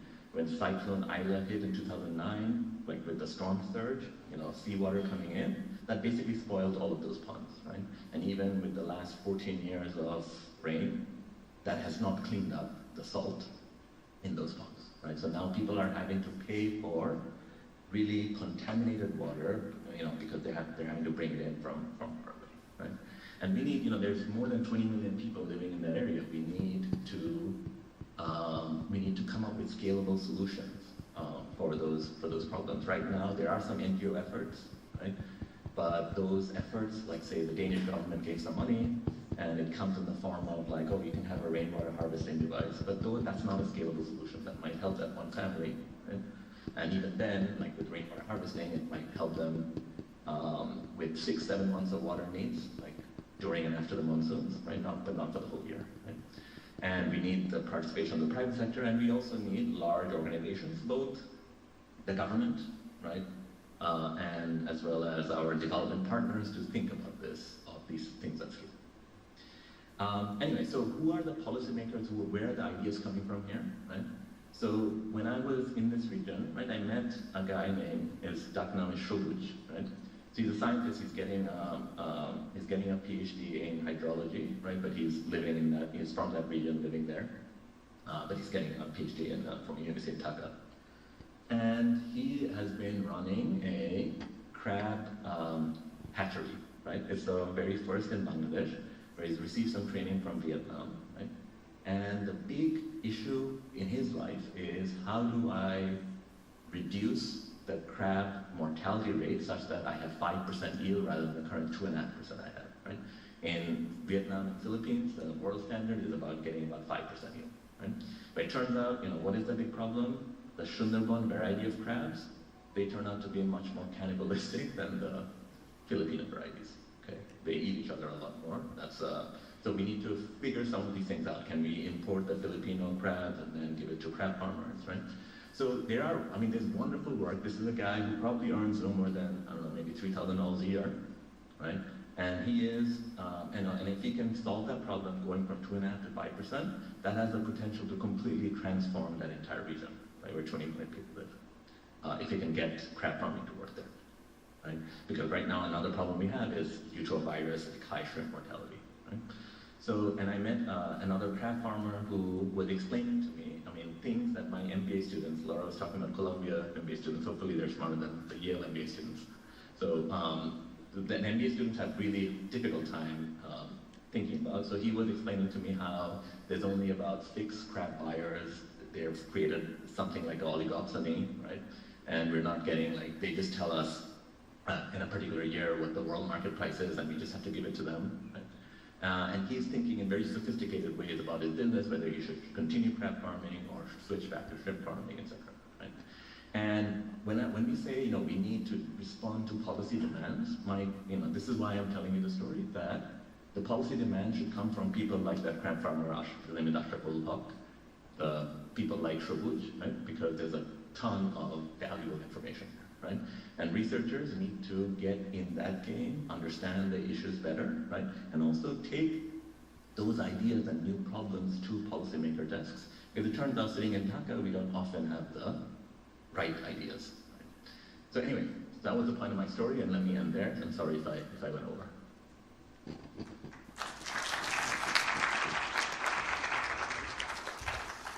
Thanks very much, Mushfiq. Let me just very quickly bring the session to a close. I think one idea that ran through all of the comments today, I think, Sarah, in your point about the importance of a vibrant private and public sector, Alex, I think in your point about how the think tanks are effective because of their ability to understand the context really deeply. I think, Laura, when you talked about feeding these ideas into managers so they themselves become experimenters and effectively researchers, and I think, Mushfiq, in the examples you gave, what we see in all of those things is how fundamentally important innovation is in driving growth and driving new employment. And I think that's really, ultimately, I think the greatest potential contribution of research is in facilitating that kind of innovation and feeding it with new ideas, supporting it wherever it comes from, feeding new ideas both into the private sector and to the public sector. And I think Bangladesh, like every country, is facing a whole bunch of challenges, many of which are really quite new challenges, particularly in terms of climate transitions that economies are going through. And we need to have a very high and sustained level of innovation at the local level. So not just technological innovation, but innovation in institutions, innovations in processes. And all of these things are areas where research can be injecting sort of new ideas, new approaches, and new energy. So I think one of the core things here about why research is so important in driving good policy is that fundamentally innovation is going to be at the heart of effective policy going forward. So let me just close by thanking the High Commissioner very much for joining us, Alex as well, and Laura and Mushfiq online. And then to all of you for joining us and for staying with us through today. I hope you've found these 2 days useful and interesting. We very much look at it as the beginning of further engagements. Very keen to be working with young researchers here in Bangladesh and not so young researchers, and to be connecting with people really who are engaged in these from all different angles. So thanks very much to all of you.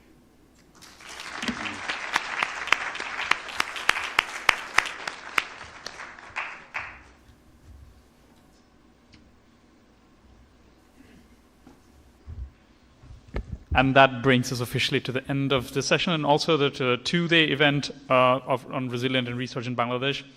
Again, I would like to convey my thanks to every one of you who've been here and sit through this entire event, looked into all the presentations and the sessions. I hope you have also found this very useful and very helpful. So I will also end this formal session. There is refreshment waiting for you outside. So thank you all. Until next time.